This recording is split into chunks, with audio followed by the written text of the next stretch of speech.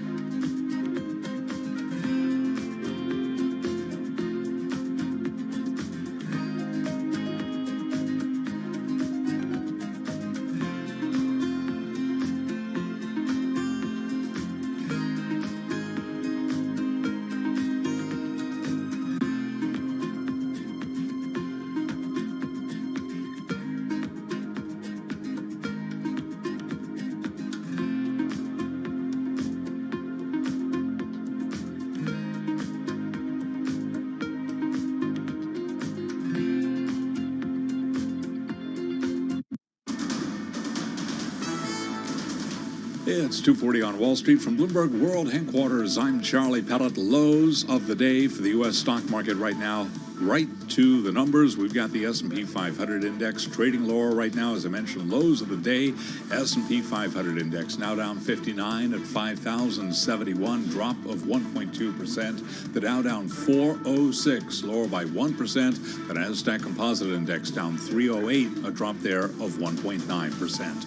10-year yield 4.13% with a 2-year 4.55%. Spot gold now up 0.9%, 21.32 the ounce, and West Texas Intermediate crude oil down 0.7%, 78.22 a barrel. Bitcoin, big story there. The selling continues now, down by 7.8%, 62,213 on Bitcoin. Earlier today was trading at a record above 69,000. An independent research firm says Apple's iPhone sales in China fell by a surprising 24% over the first 6 weeks of this year. Apple shares today are now lower by 3%. Also, Tesla is lower following disappointing China vehicle shipment numbers. Tesla shares, they are trading lower by 4.2%. Again, recapping, stocks lower, S&P down 60, a drop now of 1.2%. I'm Charlie Pellet, and that is a Bloomberg Business Flash. We're going to have more on Tesla in our next hour. We do want to talk about the real estate space, and there is one story that caught our attention about how the $1 trillion asset manager Blackstone plans to more than double its holdings of Indian warehouses and may eventually take the logistics business public as the asset manager increases its bets on the world's fastest growing major economy. So big bet on logistics, big bet on India. Blackstone, of course, a big player generally when it comes to real estate. Everything from data center, office, residential, and more, all around the world. More generally, from a U.S. investment perspective, the Bloomberg U.S. 300 REIT Price Return Index, it's down, Carol, roughly 1% year to date, fractionally higher, though, from about a year ago. Yeah, so kind of little changed on the year. So let's get to our interview this hour. Here to talk about REITs is John Worth. He's Executive Vice President of Research and Investor Outreach at NAREIT. It's the National Association of REITs, which is a global voice for REIT and real estate companies. They've got a focus and, of course, interest in U.S. real estate. That makes sense. John, based in Washington, D.C., joining us here in studio. John, great to have you here. How are you? I'm great. We're doing quite well. Well, tell us about how well, because when we talk about real estate, right, it's not just location. It's also what kind of vertical. There's all different types. Data center. I think you could say, right? Is it all data center? So tell us about the different sectors, where there's growth, where there's weakness. Yeah, I think that's a great question because I think one of the things that so many people don't understand is the breadth of real estate today. So, and really, we like to say real estate houses the economy. So it needs to be as broad and diverse as the economy. And REITs have really been on the leading edge of innovation in this space. So they're some of the leading owners of data centers, which you mentioned, which is has been the best performing property sector last year on a year-to-date basis this year, and really being propelled forward by AI tailwinds that don't look like they've got really any end in sight. There's a lot of momentum in that sector, but we've also got self-storage facilities, cell phone towers, healthcare facilities, as well as the more traditional sectors of industrial and logistics facilities. This is where growth is? We're seeing a lot of growth in industrial and logistics over the long term. We think even though this year the demand has been a little slower.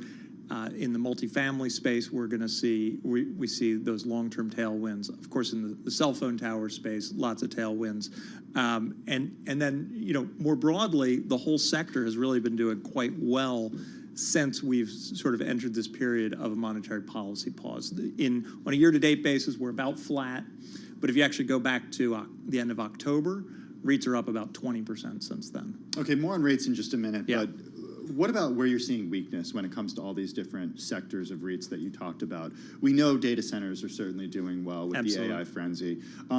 What's not doing so well? Well, I think if we look back over the last couple of years, by far the worst performing sector has been the office sector, which I think has really been weighed down by what are the really meaningful work from home risks. I do think what we're going to see in that space, and we're clearly in the middle of what is a kind of multi-year experiment in how we live and how we work. And what we're seeing there is Are we still experimenting, or have we figured it out? I think we're still experimenting. Okay. I think that we are seeing more organizations ask their employees to come back to work. I think that as we're seeing academics look into what the productivity impacts are, what we're realizing is some of what we saw early in this experiment in 2020, 2021 was a little bit of a sugar high, and that it's not all positive when it comes to productivity. That said, workers, especially white-collar workers, they really like their work from home days. Nobody's commuting on Fridays. We're seeing Except for us. Except for us. You cannot get a pickleball court in the suburbs on a Friday. That is absolutely true.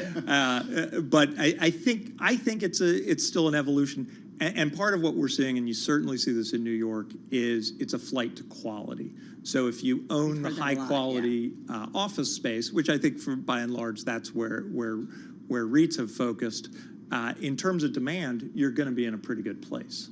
Okay, so let's talk a little bit about the rate situation, because we're at a point where, Carol, I think we've almost gone an entire show without talking about the Fed. Don't do it. I'm not going to. I know Jay Powell's speaking tomorrow. He's speaking tomorrow, so I want to give him some time to breathe and get ready. We can do it. Okay? It's relevant. Okay.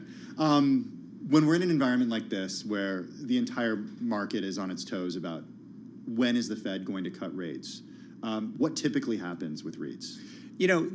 Historically what we've seen, and this cycle is following a very similar pattern, that we see REITs underperform during the period when we're in that monetary adjustment phase. And then they're going to outperform once that rate rising cycle is over. So what we saw late last year was we saw a nice little bull run in REITs in the last couple months of the year. Right. That maybe was even when I think markets were a little over enthusiastic about how many times the Fed was going to cut rates. Not a Jay Powell term, but yeah, maybe so. About maybe he'll say it tomorrow. I don't know. But I do wonder then how much, as you say, REITs are up 21% from that late October low last year. How much of the exuberance over how aggressive the Fed would be about rate cuts is already priced in? Well, I think we've seen the pullback this year in terms of that forward look. And when we pullback or leveling off? It was a little pullback, and that now we're about level after REITs were up a bit in February. And I think when we get the signal, when we really see rates start to be cut, I think there's more bullishness sentiment in REITs, because one of the things that when we get past the macro elements, people and investors can start to look through it to the actual operating performance, which has been quite good, and the balance sheets, which are quite strong, and REITs are really well prepared. Not every sector? Are you speaking every sector? Really across the REIT sector. Now, this isn't commercial real estate generally. This is the publicly traded REITs, where they've really showed a lot of discipline in their balance sheets. They've got a 6.5-year weighted average term to maturity. About 90% of their debt is fixed rate. So they've really prepared themselves to work through this period. Hey, I just want to end with going back to data centers, because they really are so hot right now. Are your members at all concerned about regulatory concerns when it comes to data center power usage? And essentially communities saying, no, we do not want this here because it uses so much power and doesn't provide a ton of jobs, frankly. Yeah, I think there's a real concern that the ability to add new supply in the data center space is really going to be constrained over the next couple of years. The siting has become more difficult in terms of power, in terms of water usage. That said, if you look at some of the data center REITs, they have tried to be very forward-leaning in terms of sustainability, in terms of generating power through renewables, limiting their water usage. But that's gonna be a real issue.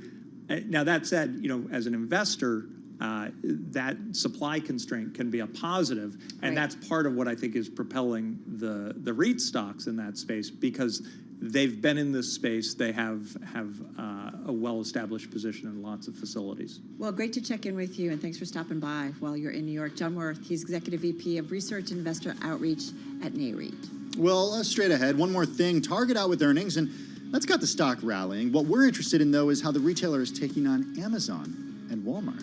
That's right after this on Bloomberg Business Week.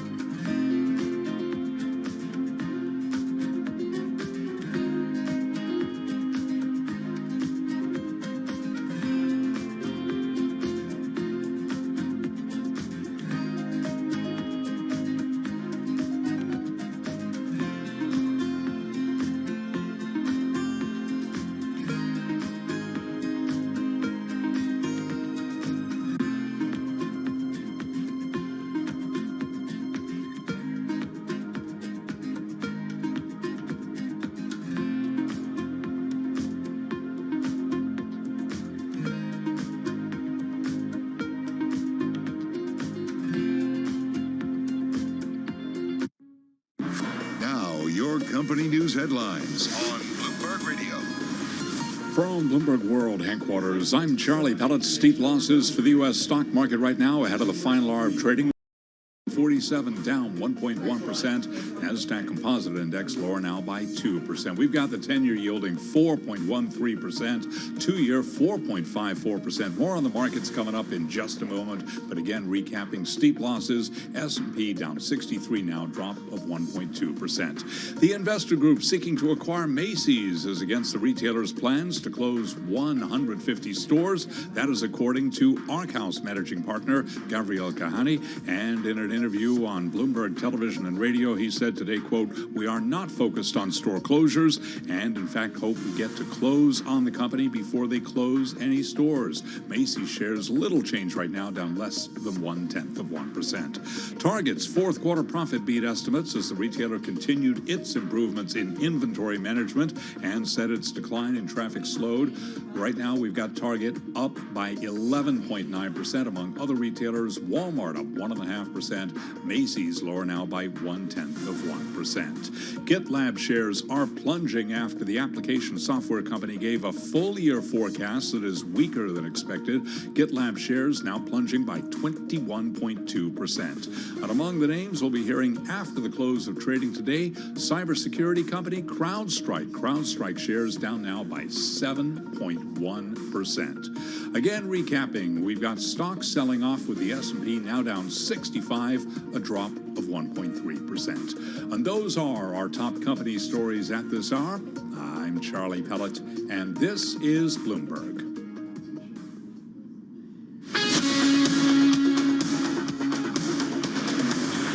You're listening to Bloomberg Business Week with Carol Messer and Tim Stenovec on Bloomberg Radio. It is Bloomberg Business Week. Let's get a check on the latest world and national news. For that, we go to Amy Morris in the Bloomberg 99.1 newsroom in Washington, D.C. Hey, Amy. Hey, Tim. Voters in 16 states and one territory casting those ballots on this Super Tuesday. Greg Vallier is Chief U.S. Policy Strategist at AGF Investments. He says this could be the end of the line for Nikki Haley, at least when it comes to 2024. I think her focus is going to shift rapidly to the 2028 primary. I know that's a long way off.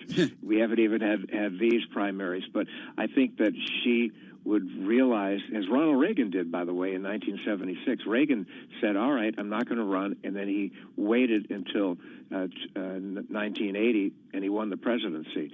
And she's young. She'd be 55, 56 during the 2028 primaries. I think she will start thinking that that could be her real opportunity.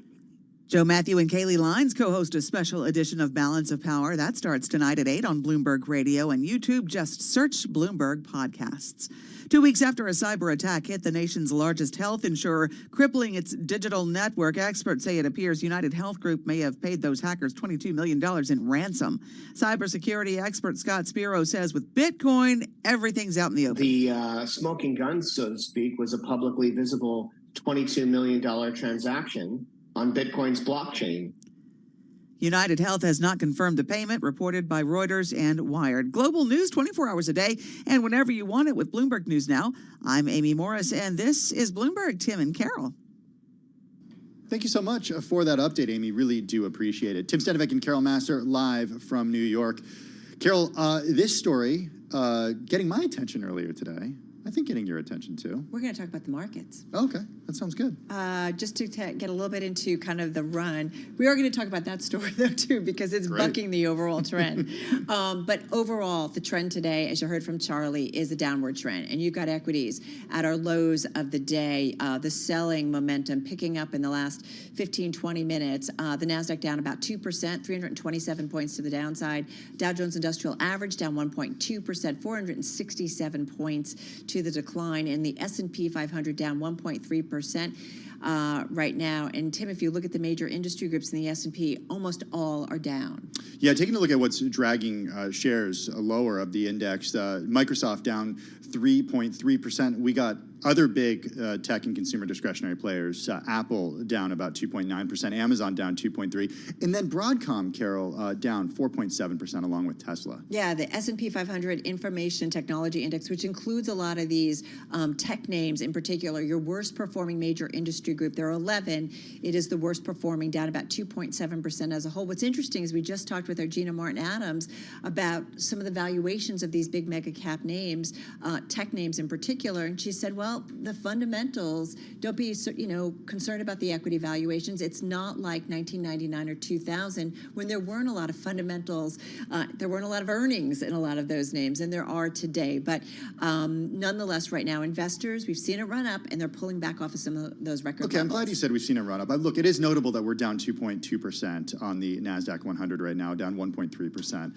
on the S&P 500. But Carol, so far this year, we're still up more than 6% on the S&P 500 and more than 5% on the NASDAQ composite. Yeah, absolutely. So what some might say is we're taking a little bit of a breather as we wait to see what Jay Powell has to say about the economy tomorrow, what he has to say about the moves in terms of rates in particular. So a lot to come at us, and investors continue to make their way through what's been kind of a mixed bag sometimes of economic news. Don't go anywhere. The close is coming up next on Bloomberg TV. Tim and I continuing with Bloomberg Business Week. We're going to look a little bit more at the markets, of course, also take into account a slew of China stories.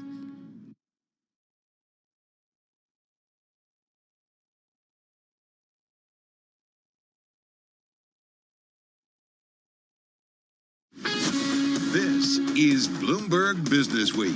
Insight from the reporters and editors who bring you America's most trusted business magazine. Plus, global business, finance, and tech news as it happens. Bloomberg Business Week with Carol Messer and Tim Stenivek on Bloomberg Radio.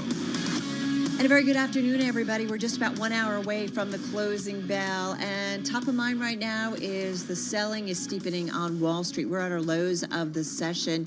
A big drop in some of those big mega cap tech names, Tim, definitely weighing on the trade today. Yeah, the S&P 500 right now lower by 1.3%. The NASDAQ 100 down by 2.2%. It is Bloomberg Business Week. We're live from the Bloomberg Interactive Brokers studio. We're streaming on YouTube and Bloomberg Originals. That's Carol Masser. I'm Tim Stenivek.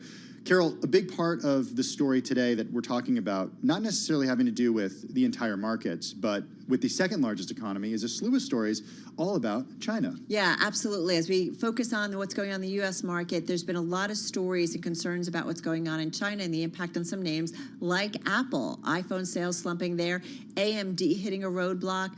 There's also, of course, the Tesla story. Yeah. They are getting hurt in terms of some of their China sales. And then we're going to get into that China macro story as well. We're going to check in with our Bloomberg Economics senior geoeconomics analyst. Also ahead, immigration. U.S. businesses are desperate to hire, and yet there's little appetite in Congress to make it easier for migrants to work. And Carol, if it continues like it is, it's going to cost the U.S. economy a lot of money. All right, so we're going to tap into that. And it is wondering, we talk about this a lot, that the market isn't the economy. The economy in the U.S. is not the market.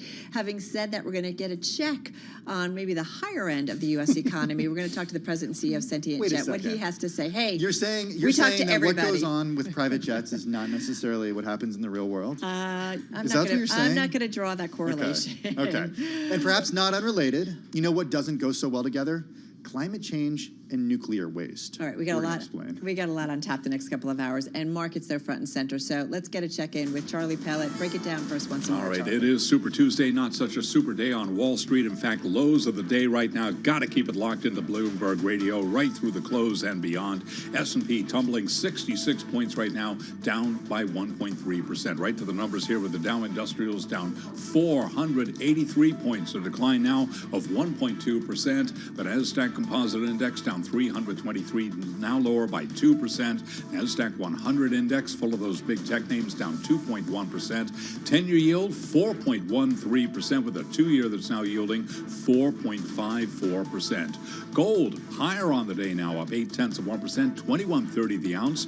West Texas Intermediate crude oil down 0.6%, $78.24 a barrel. Bitcoin, major story there today, was trading above 69,000 at a record, but Bitcoin right now down 7.8%. Bitcoin, 62,800 on Bitcoin. A busy week for economic data with testimony tomorrow from Fed Chair Jay Powell and the jobs report on Friday. Investors are looking for any clues about the direction of interest rates, specifically the timing of rate cuts. Elise Alsenby is global investment strategist at J.P. Morgan Securities. We just had that January payrolls report that came in really hot. We'll see what Friday, ends up having in store for us. But again, it's that supply side of the equation that I think is really helping ease some of that tightness in the labor market. And we did just shift our rate cut expectations. We came into this year calling for 5. Now we're right about 3. But that doesn't derail this optimistic equity outlook that we have, because it's really the earnings that we expect to do the heavy lifting. And you can hear more of the conversation on the Surveillance podcast. An independent research firm says Apple's iPhone sales in China fell by a surprising 24% over the first 6 weeks of this year. Apple shares now down 2.9%. And Tesla lower following disappointing China vehicle shipments. Tesla shares down by 4.5%. Recapping stocks lower, S&P down 66, down 1.3%. I'm Charlie Pellet, and that is a Bloomberg Business Flash. Hey, thank you so much for that update, Charlie Pellet. Really appreciate it. Well, to the U.S. trade we go as stocks are near their worst levels of the day. We've got the S&P 500 down right now by 1.3%, and the NASDAQ composite, or NASDAQ 100 rather, down by 2.1%. Let's get to it. Let's bring in Bloomberg News markets reporter Abigail Doolittle. All right, Abigail, so we have seen the selling intensify. What's notable about the trade today? The fact that for the NASDAQ 100, it's the worst day of the year right now. That's how much the tech selling has intensified. On the other hand, for the S&P 500, Charlie was just mentioning, down 1.3%. It's the worst day in a couple of weeks or so. This really speaks to the rally, the massive rally out of the October lows for the big tech sector. And I have to say, we've been talking about this for a few weeks. Apple, as we've been talking about for weeks now, has been weak, underperforming the markets. At some point, something's got to give. Either the markets are going to follow Apple as the second biggest point contributor to both the S&P 500 and the NASDAQ 100, or Apple is going to go its own way and just gain a smaller and smaller weighting, or Apple's going to follow the markets higher. Right now, it appears to be the first, but one day a trend does not make. And I also did a little bit of informal research. And Super Tuesdays, they tend to be down days, and then the next day tends to be an up day. I have no idea. Just maybe the little bit of uncertainty and then a little certainty the next day. Okay, we'll check in with you tomorrow and see what happens. Okay. But before that, would you be surprised to see, or what would it tell you if you don't see dip buyers come in to buy this dip? That's a great question, because we have had very reliable dip buyers, not just for weeks, but years really, outside of, 2022. So we have Broadcom reporting later this week. That's really the last of the big tech names in sort of this current cycle, although I'm guessing that their fiscal year is a little bit different. I think that there's a little bit of uncertainty there. We have Fed Chair Jay Powell tomorrow and Thursday, and then we have jobs on Friday. So I think when you put all of that together, I think maybe dip buyers, it wouldn't tell me so much tomorrow, only because I think that there's a possibility that those dip buyers are going to want more information from those different points of data and commentary. I mean, Fed Chair Jay Powell, is he going to stick to the line? And we were talking about this, of course, yesterday, that he's unlikely to say something very new. But what's interesting is, to my mind, he had been very consistent for month after month after month in terms of we're holding steady, we're higher for longer. Then in December at the meeting, all of a sudden, he was, I don't want to say dovish, but he was, more singing the tune of what a couple of the other Fed governors were saying in terms of possibly cutting. And then at the last meeting, a little bit tighter in 60 minutes. So it's going to be interesting to see what he does in fact say. And I do, to my memory, there are some times in the past where the Fed chairs have, on the one day of testimony, gave a pretty, let's call it hawkish point of view, and then the next day they walk it back a little bit. I think just to even see the influence on markets. I'm not saying that's going to happen this time, but I think that people are really interested to know what his view is. One question I want to ask you: if you pull up the S&P 500, the chart since late October, and the NASDAQ 100, it's just kind of a clear line to the upside. It is. So for me, I'm looking at it. I'm not a technician. I just watch and report on things and listen to smart people like you. But to me, to see a little bit of a pullback kind of makes some sense here. Yeah, it would be healthy. I don't disagree with you. I mean, it's a beautiful uptrend for both of these indexes in some ways, but it is a little bit steep. Okay. A lot of folks maybe at least a few of the analysts and strategists on Wall Street calling it frothy even. So for it to consolidate, and right now relative to the NASDAQ 100, that's exactly what's happening. I should mention this sell-off is happening, at least for the S&P 500, on above average volume. But for the NASDAQ 100, if I pull up a relatively simple chart, it's basically falling to the bottom of a trend channel close to the 50-day moving average, which is a way of saying that the near-term buyers, they're just taking some profits. They're a little bit nervous. On the other hand, we've been talking about this bearish divergence with the RSI. That's a momentum indicator that it's been going down as stocks have been hitting new highs. The idea that this uptrend that we've had out of the October lows, that weaker hands are buying. So weaker hands could fold faster too. So that's definitely something to think about if, say, the jobs data comes in super hot, or there's some other point to think that basically any reason to think that yields might go, higher. I think that could create a problem. Right, exactly, or kind of level off for a while, like one cut and maybe stay for a long time. Yes, it wouldn't be that 6 that investors were looking for just a few weeks ago. All right, great stuff as always. Bloomberg News Markets reporter Abigail Doolittle. We do want to remind everybody, the S&P and the NASDAQ, we are seeing it come off, or kind of bottom out at its worst level, at just a little bit of an uptick. So we'll see if the selling starts to accelerate in the last 50 minutes of the trading session. All right, Abigail, thank you as always.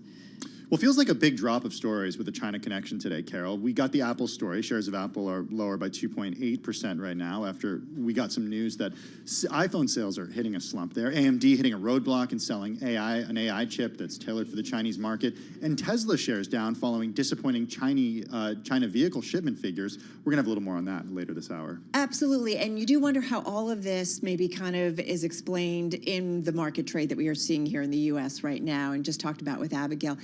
Let's not forget, there's the China macro story, also important as a global economic engine. China mobilizing its nation to fight the U.S. for global tech supremacy. You have that going on. It's also laid out an ambitious growth plan, leaving investors wanting more. So we knew we wanted to know more from our own economic team here, Tim. Yeah, Gerard DePippo is senior geoeconomic analyst for Bloomberg Economics. He joins us from our Washington, D.C. bureau. Gerard, always good to have you. I do want to start with this bullish target of around 5% growth that China has laid out in the last 24 hours. So given that China's economy has been decelerating for more than a decade, its youth unemployment rate hit a record high last summer, and the property crisis has been well documented, is this 5% growth rate realistic in your opinion? It's realistic if they do more in stimulus. I mean, people were expecting them to come out with, say, roughly 5%. The issue is last year, once you account for base effects, it was probably only growing about 3%. And so, yes, it came in at 5.2, but it's actually lower than that. So it's actually more ambitious this year than it was last year. They did announce some new stimulus measures, which we could talk about, but the question is, will that be enough to hit the target? Well, and when we talk about China, let's just kind of broaden out here. China, the U.S., right? The two largest economies, so important to global growth. Here we are maybe looking at a market here in the U.S. that's getting, a little bit of a pullback, and we'll see whether or not that trend continues. But, global growth is important to so many of the companies, obviously, that trade here in the United States. So what goes on there certainly can be a factor in terms of how stocks trade here. Yeah, definitely. I mean, look, China's the second largest economy. It has been, at least, the growth market for a lot of major companies. I mean, you mentioned Apple sales being down, but there are others where sales are better.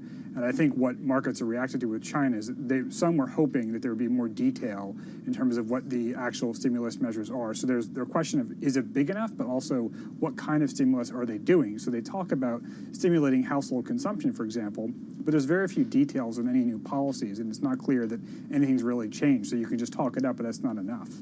Gerard, in our intro, we talked about Apple iPhone sales slumping there. We talked about AMD hitting this roadblock with its AI chip tailored for the Chinese market. We talked about Tesla shares down following disappointing China vehicle shipment figures. In journalism, they say three's a trend, and I'm starting to see a pattern here just in the news today about American businesses wanting to do business in China. How should executives and those in positions of power and decision makers think about the Chinese market right now? Well, there are geopolitical risks, and it's clear if you look at the key risks, or the key targets for this year that the Chinese government announced, their priority is, in essence, industrial policy. They don't call it that, but the top priority are strengthening like high-tech sectors, legacy industries, and boosting S&T that the government is paying for. And things like macro stabilization are actually a little bit further down. So things that companies might really want, like more consumer stimulus, the details are waiting to be seen, but things that are maybe more protectionist, more national security focused, that's clearer in the documents that came out today.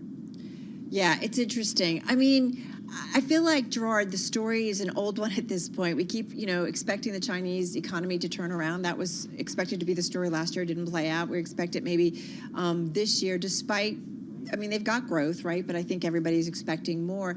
Having said that, expecting even more, or as you said, some specificity when it comes to details about what the Chinese government is doing. Is the Chinese government maybe holding back from even giving a bigger boost to the economy for some reason? It seems that way. The central government has some fiscal capacity that they haven't tapped. And yes, they're announcing a trillion RMB in special bonds, but it seems that Xi Jinping, and it is probably Xi Jinping running the show at this point, is basically letting the market adjust on the property sector, which is the most important sector in China, and is also the major savings vehicle for most households. So you're getting a negative wealth shock, which is really contributing to the low consumer and investor confidence in China. But he seems to be okay with that, right? So the prioritization is about advancing technology, having stronger supply chains, better manufacturing. It's less about demand stimulus, even though they say that, because the details favor more the industrial policy. So let's contextualize a little more the stimulus that we heard about over the last day or so. Help us understand on a scale, in like a historical context, how significant this stimulus is. So the headline number they'll say is always 3% of GDP, but that's useless. When you actually add all the other factors, we're estimating something like 6.6% of GDP is the fiscal deficit with all things counted for this year. That's actually a little bit more than we were expecting. We had thought it was going to be 6.1. And if you actually throw forward some things from last year that weren't spent, it might be a little bit higher than that. So it's actually fairly high by the metrics of, say, the last decade or so. But the economy is actually much weaker now than it was, say, 5 years ago. So the question is, will it be enough? And I do wonder, as China tries to, do more to stimulate growth domestically, at the same time, they've got this fight, with the United States, it seems, for U.S. tech supremacy. I don't know how much is show, how much is real at this point, because I keep hearing folks come on Bloomberg and say, listen, U.S. and China, they need each other. It's a symbiotic relationship. So having said that, I'm just trying to figure out the way forward, whether or not China and the U.S. will kind of continue to complement one another longer term. I think the trajectories on both sides of the Pacific are towards more tensions. You may not want to call it decoupling, but it's not exactly coupling either. I think whoever wins in D.C. this year for president is going to still have a pretty hard line on China. And if you look at the work report that just came out in Beijing today, it's also clear they're worried about national security concerns. So I would not expect things to get much better, but it is true that being the first and second largest economies, there are still great linkages there, and a lot of those are even within the same company, right? So think of it as like a longer-term adjustment, not an immediate risk, but generally the trend lines are, I think, away from integration. And meantime, one thing we just want to mention that Morgan Stanley came out today saying global funds are returning to China stocks. So some funds are reducing their underweight position on China. So, we've seen a lot of investor money certainly flow out of China as well. Hey, Gerard, real quick, youth unemployment, you heard me say that it hit a record over the summer, a record high last summer. What's the smart conversation happening right now around youth unemployment? And give us the figures as to how you understand them.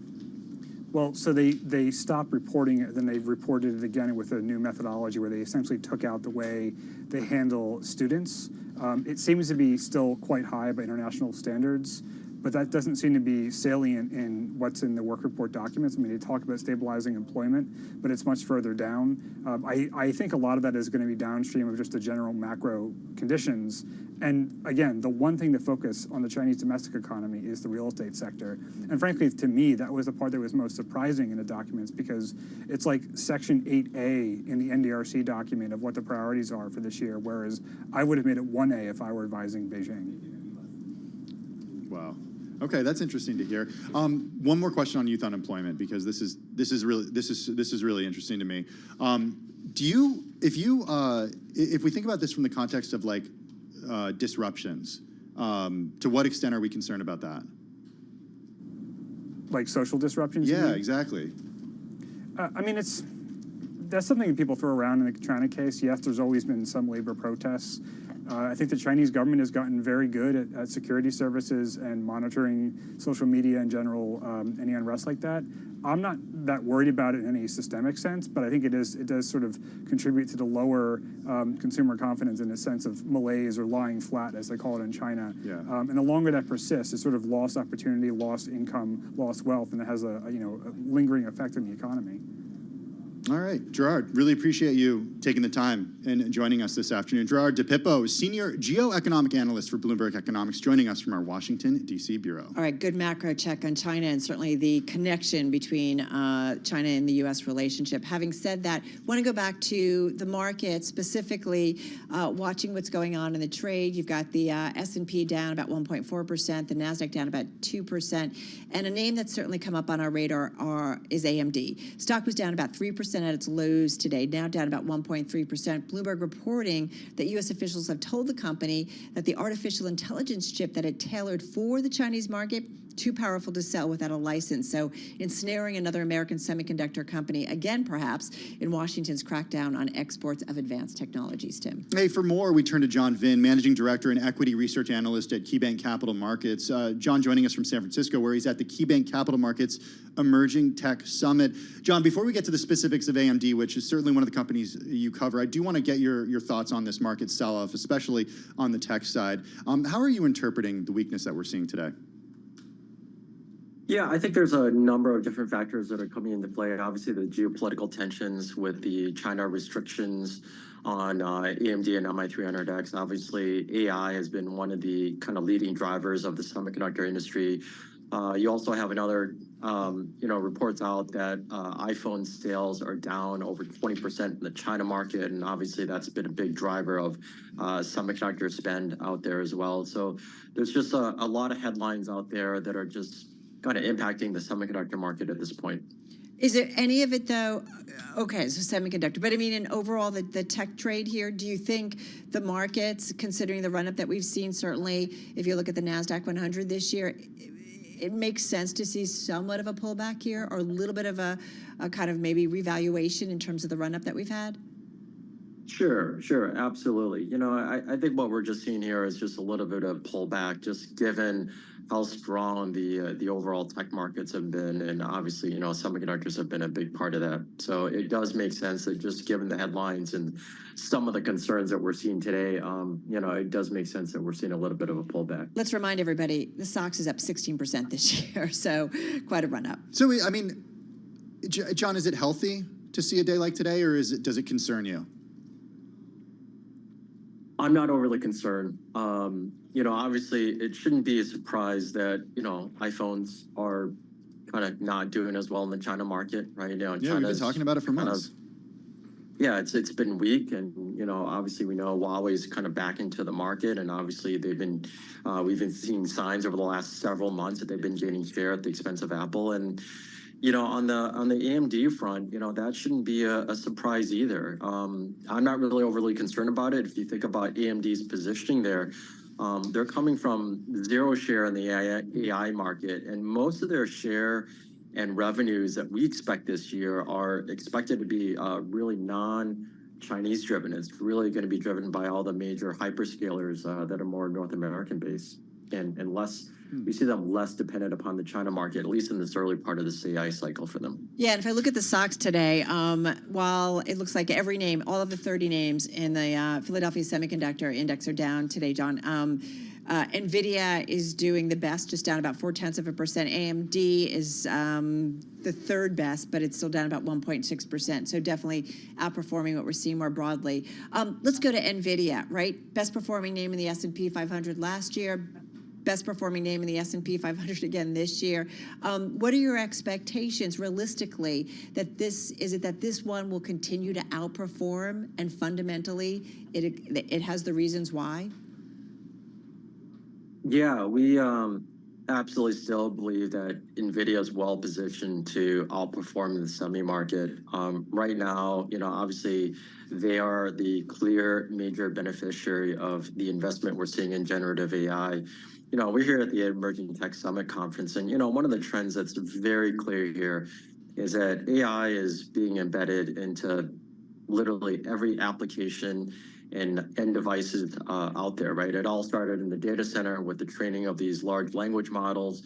And over time, obviously, that's going to move to inferencing, but you're seeing significant investment in software. And then you're also seeing significant investments in kind of pushing AI to the edge. I think the next product cycle that we can probably look forward to over the next several years is potentially, edge AI, which includes, potentially the proliferation of AI PCs, as well as, AI smartphones. Hey, John, you got an $1,100 price target on NVIDIA, so significant upside from here where it's trading at $847 right now. One question that I've been grappling with over the last few months is really understanding the benefits of AI to a general company. We understand the beneficiaries as, Supermicro Computer, NVIDIA, AMD, but give me an idea about how the mom and pop company that can go out and buy one of these NVIDIA chips will benefit from using AI. How will it get people to buy more stuff? How will it get ads to be more efficient? How will it get fewer people to do more? Yeah, I think a lot of those questions are still kind of very early days. Obviously, ChatGPT and OpenAI has given us a flavor of it. Some of the applications that we see, obviously, still very early days that are poised to improve significant efficiencies of small, medium-sized businesses are going to be, potentially Copilot, right? Copilot is embedded into Office. That's just going to make it more efficient for your average user to prepare presentations, right? To make a more efficient sales pitch.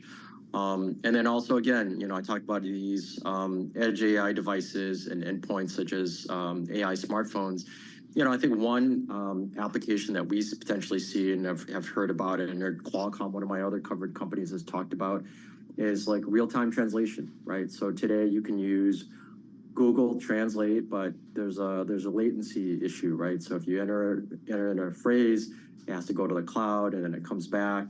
But if you have a smaller size, large language model that is embedded into your smartphones that is capable of supporting real-time translation, right? I mean, those are some applications that we look for that could make things a lot more efficient.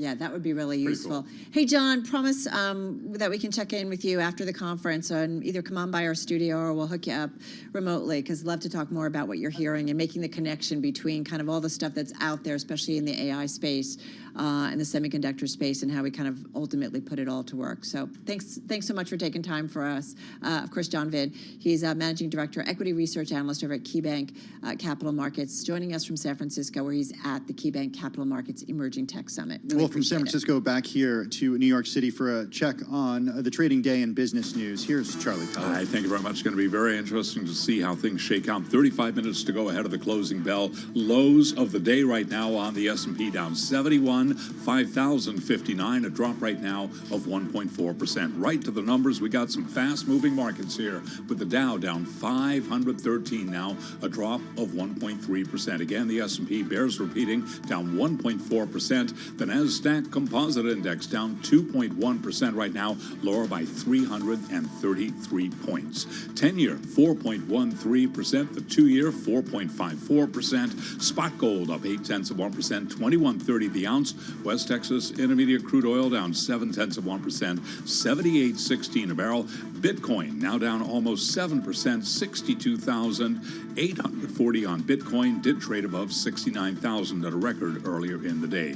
Very busy week for economic data. Congressional testimony tomorrow from Fed Chair Jay Powell. And then, of course, that jobs report on Friday. Perfect reasons to keep it locked into Bloomberg Radio for the latest. Constance Hunter is Senior Advisor to Macro Policy Perspectives. For this Friday's report, one of the things we're going to be looking at is really what's happening with hours worked, right? How much of January was weather? It seems like it was more than weather. And we do web scraping of company earnings.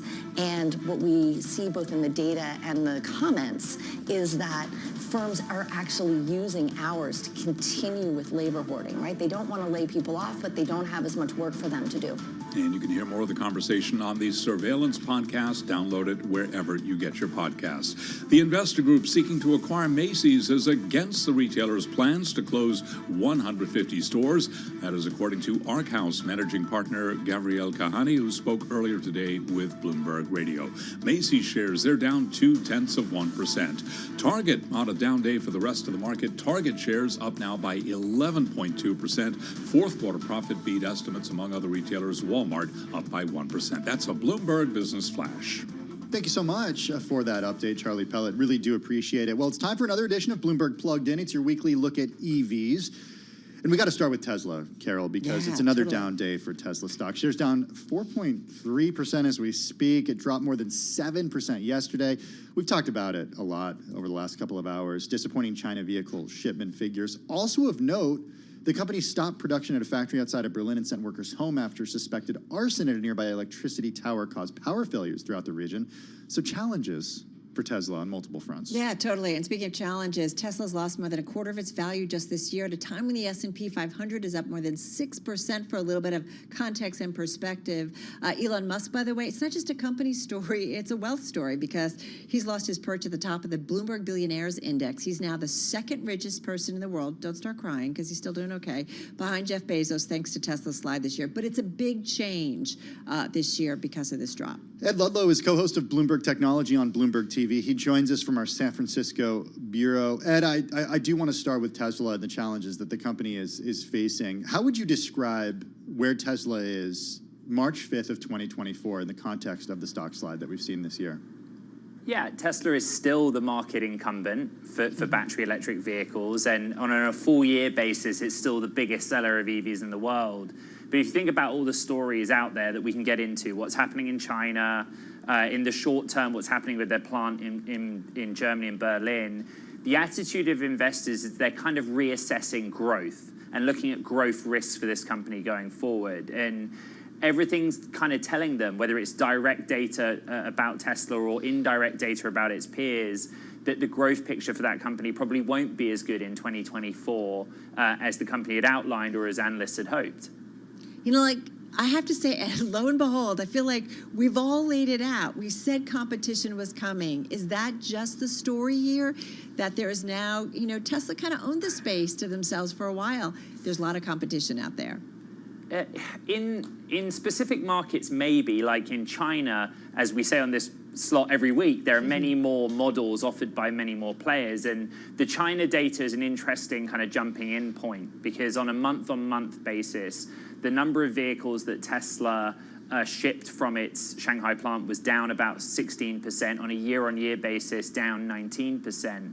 And there are some kind of parallels with what's happening with the smartphone market. You know, China's economy is not immune to what's happening with the global economy. And remember that Shanghai is also kind of an export hub. Those vehicles get built in Shanghai. They don't just go to domestic buyers. They go to other markets, including in Europe, for example, where there is evidence that the global slowdown in EV sales growth is reaching as well. So that they're basically facing the same problem that everyone is.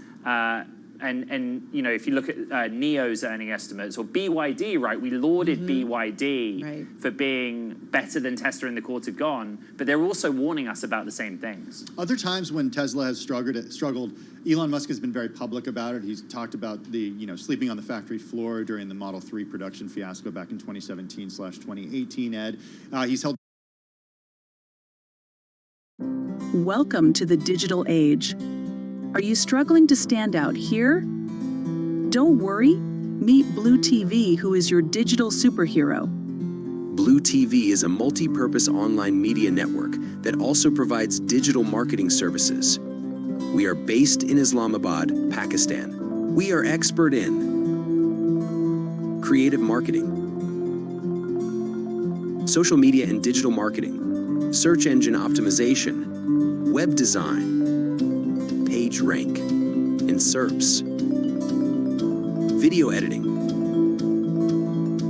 recording and production.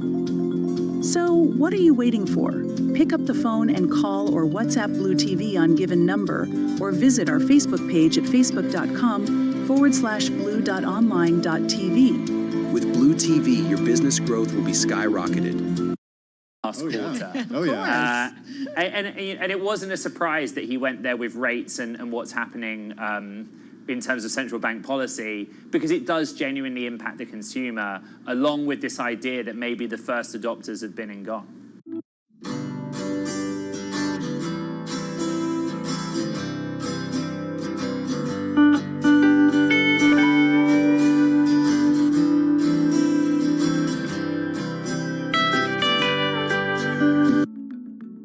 Okay, today I'm going to talk about how to succeed with a startup. Obviously, more than can be said here in 20 minutes, but I will do the best I can. The most important thing, the number one lesson we try to teach startups, is that the degree to which you're successful approximates the degree to which you build a product that is so good, people spontaneously tell their friends about it. Startups always ask us for the secret to success. They always want to believe it's something other than this, because this is really hard to do. But this is it. If you can build a product that is so good, people spontaneously tell their friends about it, you have done 80% of the work that you need to be a really successful startup. If you think about the most successful companies you know, Google, Facebook, whatever, you probably found out about them because a friend of yours said, you got to try this, it's great. So this is the bar. Something that people love so much they tell their friends about it. One important indicator for a product like that is a product that's simple to explain and easy to understand. If you can't explain in a few words what you do, and if at least some people don't say, oh, that's pretty interesting, that's usually a mistake. It's usually a sign of unclear thinking or a need that is not big enough.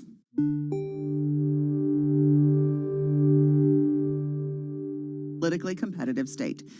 And this is Super Tuesday. We talk with Greg Vallier at AGF Investments, who says we should watch for a change in Donald Trump as we move forward. I think one of the surprises of the spring will be that Trump is more conciliatory with...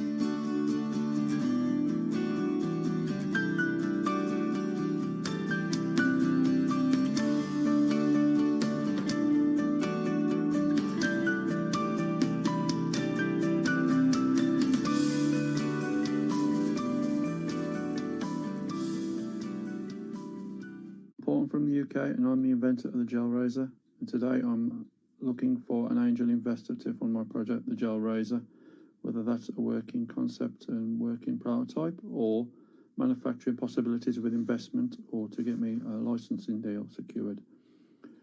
If you go in any supermarket today, you will see packets of razors sold separately with tins of mousse or gel, hence I did rather all in one. The idea is you pressurize the handle. The gel flows through the reservoir up to the head of the razor, coating the blades, ready for shave. My target market is 18 plus, male or female, male blue version, female pink version.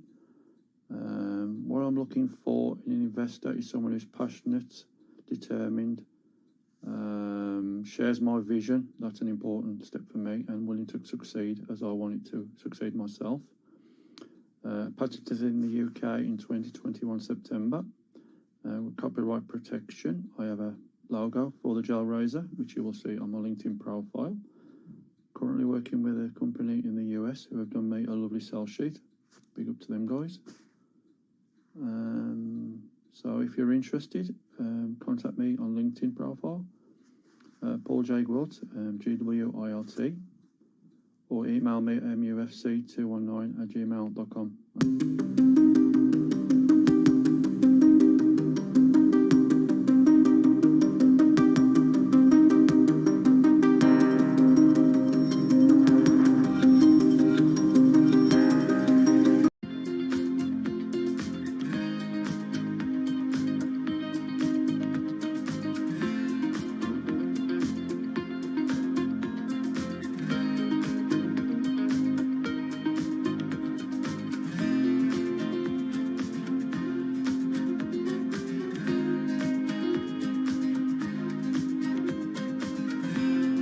I want a bank that shows me what I spend instantly. We're Monzo. Give us a go. See? I want a bank that can help me budget for the things I need. Like a new leather jacket for Bingo. We can do that. Bingo's my cockapoo. Hi, Bingo. It's a real faff to sign up. It takes less than 10 minutes. Race you. You're on. Time's up. How'd you get on? It's a draw. Is it? We hear you, Bingo. You make Monzo Monzo.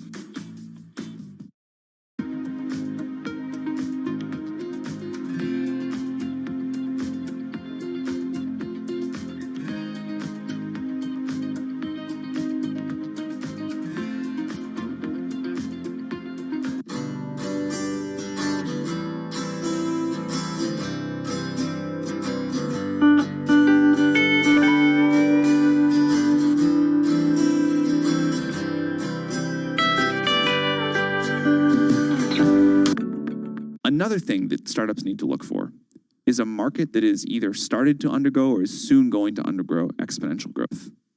I think this is actually related to one of the biggest mistakes investors make when evaluating startups. Investors always say, well, what's your growth rate? We care about the growth rate. Investors will forgive smallish revenue today if it's growing quickly. For some reason, people don't think about markets this way. But if you think about the most important startups, they are the ones that start in small markets that are growing very, very quickly. 11 years ago, the market for iPhone apps was $0. It's now huge. And I think if you only think about the TAM today, you'll make a big mistake.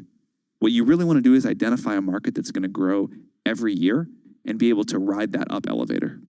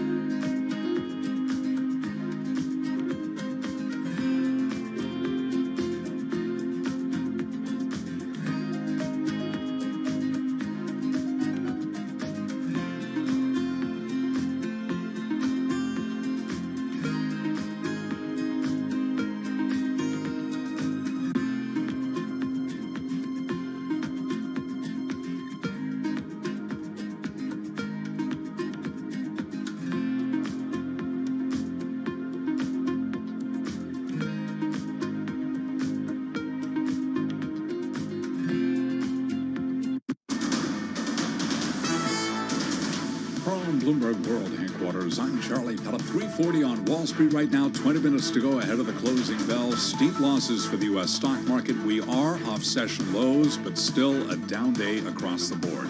S&P right now down by 69 points, a drop there of 1.35%. We've got the Dow Jones Industrial Average lower now by 507 points. The Dow 2 bouncing off the bottom, a drop there of 1.3%. NASDAQ Composite Index down 321 points, a drop there of just about 2%. Tough day for a lot of high-profile tech names. Case in point, Apple, it is slumping now by 2.9%, all about China concerns. Tesla, similar story, concern about China. Tesla among the big tech stocks, slumping today. Tesla down 4.2%. And Advanced Micro Devices, also on China concerns, specifically a chip.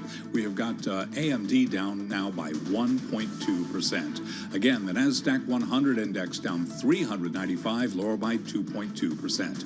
10-year yield 4.13% with a 2-year that's now yielding 4.54%. Spot gold little changed, up by $14 the ounce to $21.28. West Texas Intermediate crude down 7 tenths of 1%, $78.19 for a barrel of WTI.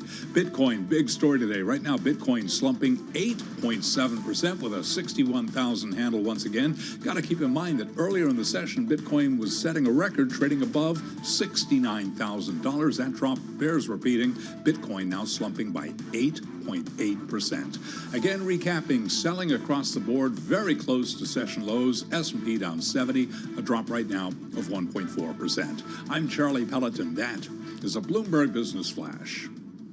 I'm driving in my car. I turn on the radio. How about you let me drive? Oh, no. Who's gonna drive you home? Honey, please, I'll do the driving. Drive on. Excuse me, I want to drive. It's the question that drives us. This is the Drive to the Close. That funky music will drive us till the dawn. On Bloomberg Radio. All right, everybody, just about 17 and a half minutes left to go in the trading session on this Tuesday. Charlie, of course, just breaking down the numbers. We're pretty much hovering at our worst levels of this session. The NASDAQ taking the biggest beating, down about 2% here on the day. Let's get to it. Let's get to our Drive to the Close guest, Tim. Yeah, we got Nancy Priel back with us, co-CEO and senior portfolio manager at Essex Investment Management. Got about $700 million in assets under management. Nancy joining us from Chicago. Nancy, good to have you with us this afternoon. Thank you. A day like today, the worst day for the NASDAQ 100 going back to October. We're seeing some significant selling on the S&P 500. Look, for context, the S&P 500 is still up 6% year to date, but are you concerned on a day like today? No, we're not. I mean, we've actually been expecting to see some kind of a pullback. We've had extraordinary number of days of the market going up, of tech going up, really without a pause. And we were actually getting a little concerned that there was a level of complacency coming into the market.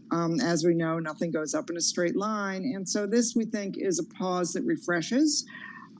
We also think that, interestingly, we're seeing some breadth in the market underneath the weakness that we're seeing in the large cap indices, particularly in the NASDAQ and the QQQs, as investors are starting to think there might be other ways to play some of these phenomenal growth trends that the market has been positively reacting to. And we think that's very good news, with the Russell down a little over 1%, so outperforming most of the large cap benchmarks. Is there any significance that when we talk about the NASDAQ 100 down the most since October 25th of 2023, that on October 26, 2023, we hit a low and then was just a march to the upside?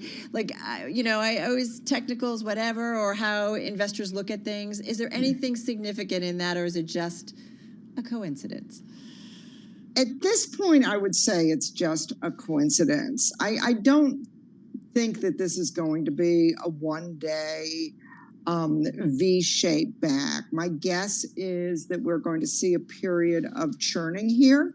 I don't think we're going to go down a lot, but I don't think we're going to go back off to the races either. I mean, as you mentioned, since October 26th, it's been pretty much a straight line up. There was a lot of pessimism in the market at that point, a lot of concerns about inflation, interest rates, et cetera. We've had a little bit of the opposite of, everybody now expects a soft landing. Everybody's looking for the first Fed cut. Everybody's debating how many Fed cuts there will be. We're going to need to digest that and come back to some point in the middle. And we think in that environment, again, that the key will be stock selection. Digest or get some clarification. Thank you, Jay Powell, who's going to be up on Capitol Hill tomorrow.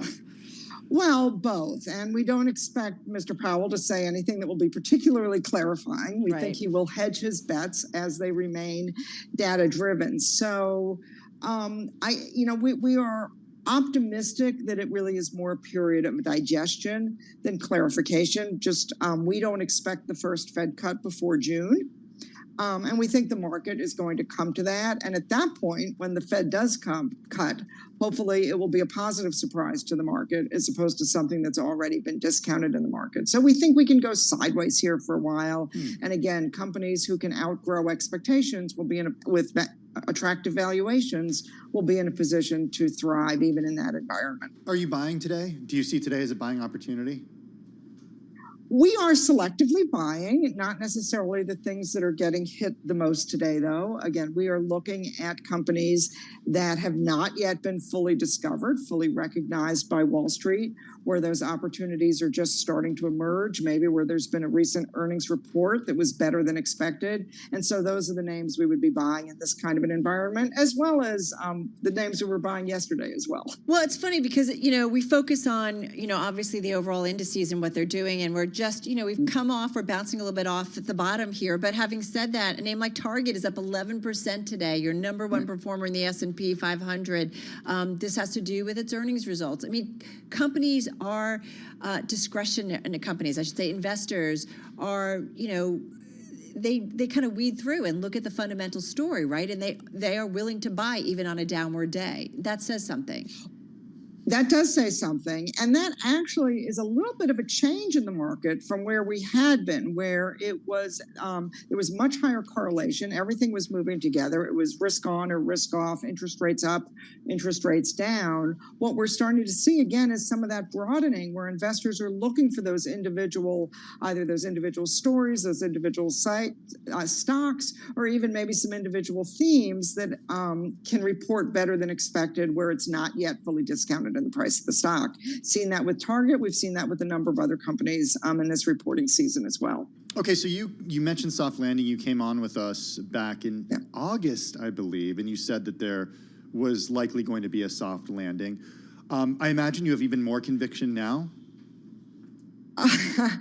Actually, I guess I'm a little bit contrarian in this. I'm a little concerned that there is complacency building in the system. We don't think we're going to have a deep recession, but we do think that there are some signs of some slowdown, particularly in capital spending, and we're not quite sure where things are in inventories. So we still think a soft landing is the best case scenario and the likeliest scenario, but it might be a little bit bumpier than what the street is currently anticipating, meaning we could have one quarter again that shows a little bit of negative growth. What we think, we've seen some kind of rolling recessions out there in the marketplace for the last year or so, and that may continue to happen where different sectors underperform at different times. It seems that, with the Target report, maybe the consumer is coming back a little, but capital spending is certainly slowing down a little bit as well. Hey, just got about 30 seconds. Give us one name that you like right now that you might be buying. I know you shared a few with our producer.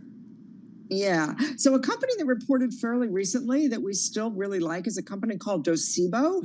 It is a bit of a play on AI. It's also a play on employment being strong and the need to do corporate training, workforce retraining. It's a Canadian software company with a learning management system that uses AI to customize learning for new employees, particularly focused on sales and marketing, and allows you to deliver that training in a way that's very customized to the individual and much more cost effectively for the company. They reported a great quarter, better than expected. Great. Stock reacted nicely, and we think it still has room to go. A real quick synopsis. We appreciate it. It's about a $1.6 billion market cap. Stock is up, by the way, up about 8%. Docebo, that ticker is DCBO. Nancy, thank you so much. Nancy Pryl, Co-Chief Executive Officer and Senior Portfolio Manager at Essex Investment Management, joining us from Chicago. The close just about 10 minutes away.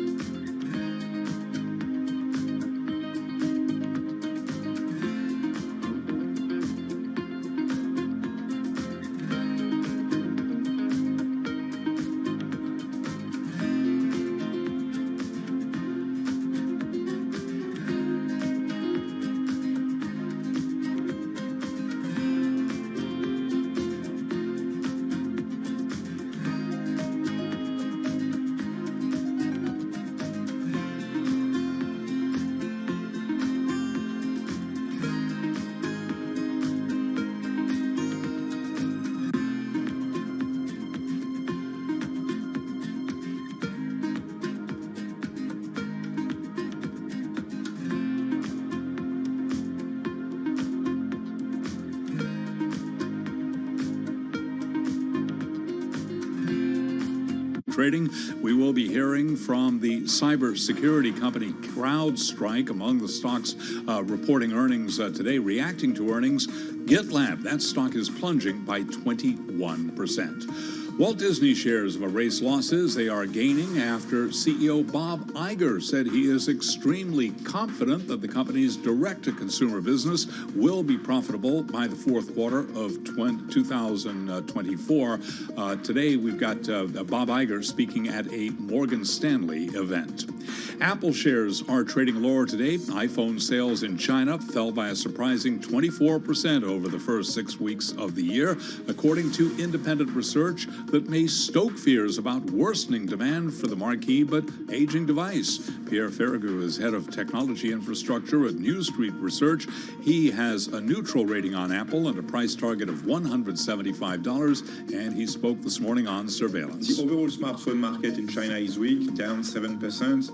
Over 2 months, it's not like a massively significant data point. We'll have to wait to see how things evolve beyond February and the Chinese New Year. The big piece of news is that Huawei now is on a run rate of selling 3 million units a month, roughly, and they were selling like barely 2 million units a month a year ago.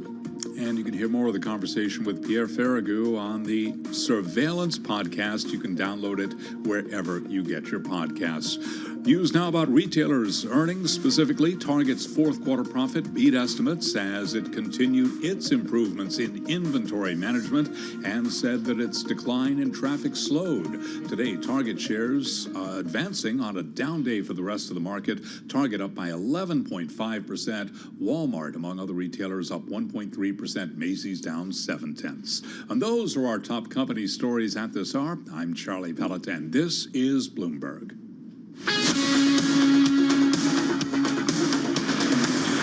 This is Bloomberg Business Week with Carol Messer and Tim Stenevec on Bloomberg Radio. All right, everybody, just about 4.5 minutes to go before we wrap up the Tuesday trade. And Charlie, of course, breaking down the numbers here. We're going to head over to our TV colleagues in just a moment, and we'll all talk about the market close here. But, Tim, we are seeing some buying here in the last few minutes of trading. I mean, we're not in the green. No. But it's not as ugly as it was just a few minutes ago. The S&P 500 down 1.05%.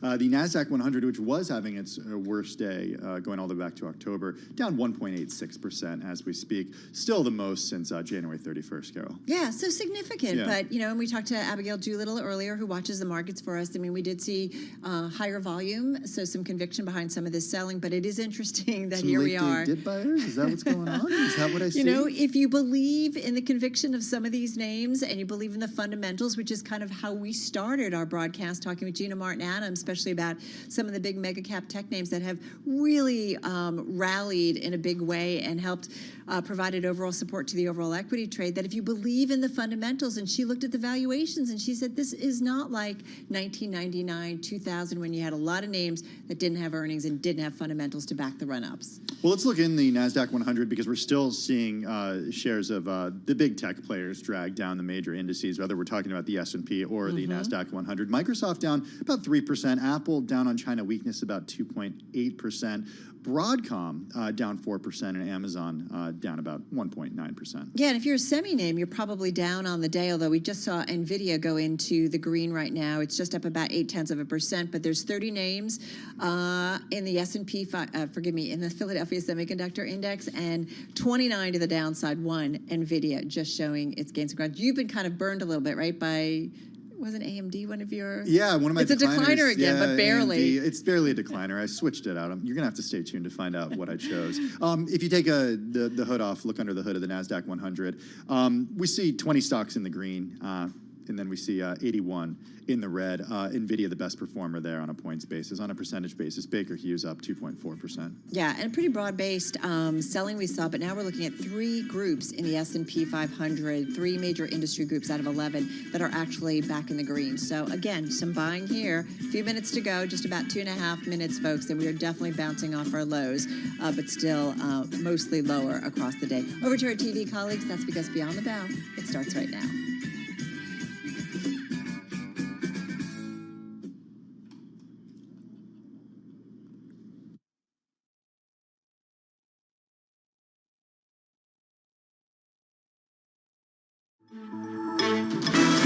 the bell.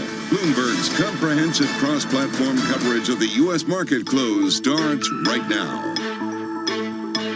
And right now we are 2 minutes away from the end of the trading day. Romaine Bostic alongside Scarlett Fu. We're counting you down to the closing bell. You're here to help take us beyond the bell. It's a global simulcast with Tim Stenovic, and I believe I have a Carol Masser sighting right in front of me. I was under the weather for a few days. And well, we're glad to have you back here, Carol Masser, back in the saddle here. Unfortunately, you came back here on one of the worst sell-offs that we've seen in quite some time. Yeah, it's interesting though. What is kind of blowing my mind here a little bit in the last half hour or so that we actually saw some investors come in and do some buying. So we've kind of bounced off of our lows. Yep, we're down across the board and some broad-based selling, but nonetheless, investors coming in and Tim finding some opportunities. Look, Nancy Pryall over at Essex Investment Management, we just spoke to her and she said, not surprised at all to see a day like this. In fact, she was getting concerned, Scarlett, that there was this level of complacency because, nothing ever goes up in a straight line. Although she did say that she expects stocks to kind of move sideways at this point until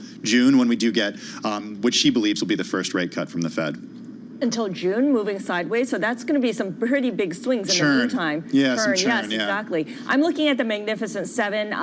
Only one stock is higher, NVIDIA, and that's by 0.9%. But really have Tesla and Apple continuing to drag down that overall big tech cohort. Yeah, and when you take a look at that big tech cohort, not just the percentage drop, but the idea now that they are starting to bump up against some of those key technical support levels. And NASDAQ 100 did trade below the 20-day average at one point here on the session. Right now, holding just above that here as we get the closing bells in New York. It's going to take a while for these numbers to settle, but we can just start walking through you now. I'm actually going to start with the NASDAQ. The composite down about 1.6% here on the day. The NASDAQ 100 down about 1.8% here on the day. That's off of the lows. So at one point, we were looking at a session here where not only were they below their 20-day moving averages for both the NASDAQ composite and the NASDAQ 100, but also this idea here that you're also setting up for what could have been one of the worst days that we had seen going back to October. Nevertheless, this is going to be the worst day since January for the NASDAQ. The S&P down 1% on the day. The Dow Jones Industrial Average also down 1% on the day. And, well, stop me if this sounds familiar, the Russell 2000 down 1% on the day. Not going to stop you. And I'm going to defer to you because you talked about the NASDAQ first. Going to the NASDAQ 100, most of the names in the index still to the downside today, 80 to be exact. And Scarlett, we saw 20 actually gaining some ground, one unchanged. All right, let's look at how the individual sectors performed. You had energy, consumer staples, and financials as a standout. Energy gaining 0.75%. Consumer staples getting a lift from Target. In terms of decliners, tech, real estate investment trust, and consumer discretionary are leading to the downside. Within tech, there are 4 names that have lost at least 5%. Wow, that's pretty significant in terms of downside. All right, let's go to some of the individual gainers. Believe it or not, I found some that actually held up fairly well. Target, your number one gainer in the S&P 500 to its highest in nearly a year. That one at its highs up 13%, still finishing the day with about a 12% gain. So really holding on to most of the day's gains. Reporting fourth quarter adjusted EPS beat the average analyst estimates, driven by improvement in both gross and operating margins. That's important, as well as better than expected comp sales. That's really important. And you also have Target launching a new paid membership program. I think before I go back to individual gainers, should we do Ross Stores because it fits with that retail theme? Yeah, the shares have been bouncing around here in after hours trading. They were higher just a second ago. Looks like they're giving that back up. A big beat in the most recent quarter. That fourth quarter EPS coming in at $1.82. The street on average was looking for $1.65. That's actually a big beat, and it's a big increase from what we saw versus the prior quarter. Sales also increased significantly, up about 16% to about $6 billion in the quarter. The street was looking for about $5.8 billion here. I'm not quite seeing the forecast just yet. I'm going to dig a little bit deeper into this, Tim, to try to find it and get an explanation here as to why the shares will now back into the green. Barbara Rentler, the company CEO, saying that she's pleased with the fourth quarter sales and earnings results, well ahead of expectations. The sales were driven by customers' positive response to improved assortments of quality branded bargains throughout the stores.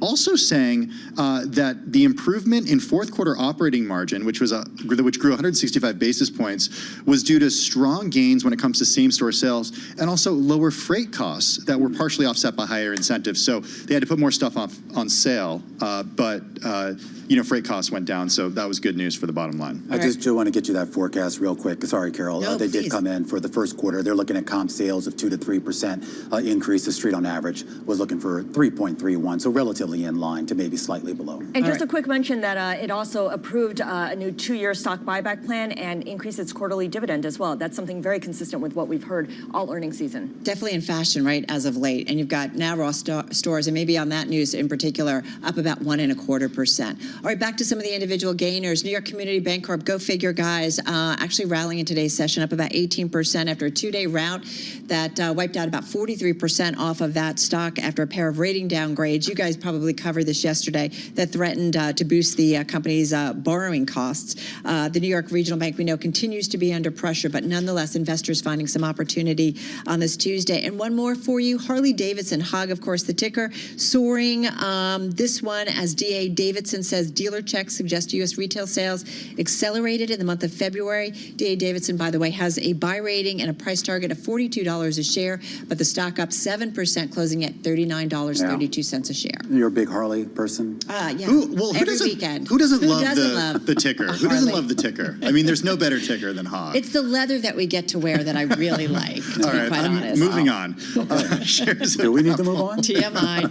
See? I opened the door. Shares of Apple falling again today. Scarlett, you mentioned this. Big story. Down nearly 12% so far this year. Shares down 2.8%. They were down as much as 3% earlier, but they did pare some of those losses. Today's catalyst, similar to what we talked about at the beginning of the year, we've talked about throughout the year, what Apple talked about out of its earnings. Concerns over weakness in China. This specifically, though, Counterpoint Research saying that iPhone sales in China declined by 24% over the first 6 weeks of the year. That reinforced concerns over the company's prospects when it comes to the second largest economy. The Greater China region for the company accounts for roughly 19% of revenue in the fiscal year of 2023.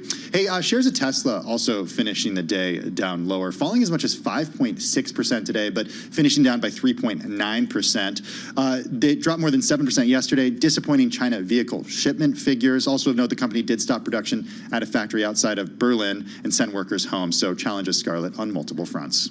All right, we have earnings out for Nordstrom. Let's give you the fourth quarter numbers here. Fourth quarter adjusted EPS 96 cents, beating the average analyst estimate of 89 cents. In terms of total revenue, $4.42 billion, slightly higher than the consensus estimate. When it comes to the full year outlook, full year earnings per share of $1.65 to $2.05. They don't have a comparison right now. In terms of full year revenue, anywhere from down 2% to up 1%. Which is, I mean, that's on its own, that's kind of small, but that's a pretty big difference in terms of trajectory. Yeah, absolutely. We should point out, at least based on Bloomberg pricing for the full year, a Bloomberg survey for the full year, looks like they were looking at about a 5% drop. So that might actually be a little bit better than what the street was looking for. But we'll try to get you a better comparison. All right, guys, let's go to one of the names in the cybersecurity area, just reporting earnings. Let's go right to the outlook. First quarter adjusted EPS for CrowdStrike, 89 to 90 cents. So that is well above the street estimate of 82 cents a share. First quarter revenue at CrowdStrike, they see 902.2 million to 905.8 million. Again, that is above street estimates of 898.8 million. You're seeing investors like what they're seeing and hearing about the outlook. Shares of CrowdStrike up about 13%, Tim, here in the aftermarket. Yeah, looking through the press release for some more cover. George Kurtz, the president, CEO, and co-founder, calling it an exceptionally strong and record fourth quarter. Net new ARR growth accelerating to 27% year over year. He said that the company favors the customers rather favor the single platform approach. Log-scale next-gen SIM solutions represent more than $850 million of ending ARR. Yeah, another interesting headline out of that, though, is also its agreement to buy Flow Security. Right. Now, they're not disclosing the terms, but remember, Flow Security is a big sort of pioneer in that Gen AI space, and not quite clear how this integrates into CrowdStrike, but of course, they've made a big push into sort of highlighting their AI tools here. So another side of the AI story here with the purchase of Flow Security. Right, it continues to dominate, right, in this earnings cycle, no doubt about it. But what really is striking investors about CrowdStrike in the aftermarket is that stock now up close to 17%, but it all has to do with outlook. So go ahead and buy a company because your first quarter EPS, your sales views, all topping estimates, Scarlett. So really some outperformance here, at least in the outlook. And I love the name of its platform. It's the CrowdStrike Falcon platform, which sounds like it's going to take off any minute. But we were talking to an analyst earlier on about how within the cybersecurity industry, there's going to be consolidation. Fortinet, Palo Alto Networks have been buyers, for instance. And of course, CrowdStrike is in the position to be able to buy as opposed to being a target. Yeah, absolutely. All right, guys, we're off to Jay Powell because that's going to be our focus tomorrow, no doubt about it, as he heads up to Capitol Hill. That's a wrap. Our cross-platform radio, TV, YouTube, Bloomberg Original. Some earnings still continuing to come out here, but we'll be all over whatever comes out after the close tomorrow. Same time, same place, beyond the bell. This is Bloomberg Business Week. Insight from the reporters and editors who bring you America's most trusted business magazine. Plus, global business, finance, and tech news as it happens. Bloomberg Business Week with Carol Masser and Tim Stenivek on Bloomberg Radio. Hey, it's Bloomberg Business Week. Carol Masser, Tim Stenivek. Carol, I got to tell you, this story blew my mind, okay? Because we think a lot about immigration, but not necessarily in the context, at least politicians don't think about it in the context at all, or they don't present it in the context that I think many would argue should be presented in, which has to do with employment and has to do with how much we're going to lose if we don't figure out the worker shortage. Well, they should just listen to us because we talk about it. In the U.S. we talk about it. Okay, so the U.S. has never relied more on immigrants for economic growth. By the end of the decade, the severe labor shortage could lead to $1.75 trillion in unrealized economic output. That is real money in a very short period of time. Well, it's real, impact on the economy. So you think Congress would be doing everything and anything it could to make it easier for immigrants to address the severe labor shortage and fill jobs that Americans do not want to do, something that we have been talking about, to be quite honest, for years. So is that happening? No. No. Okay, it's not happening. Well, Enda Curran and Augusta Saraiva write all about this today in one of the most read stories on the Bloomberg terminal. Enda Curran is Bloomberg News global economy reporter. He joins us from Washington, D.C.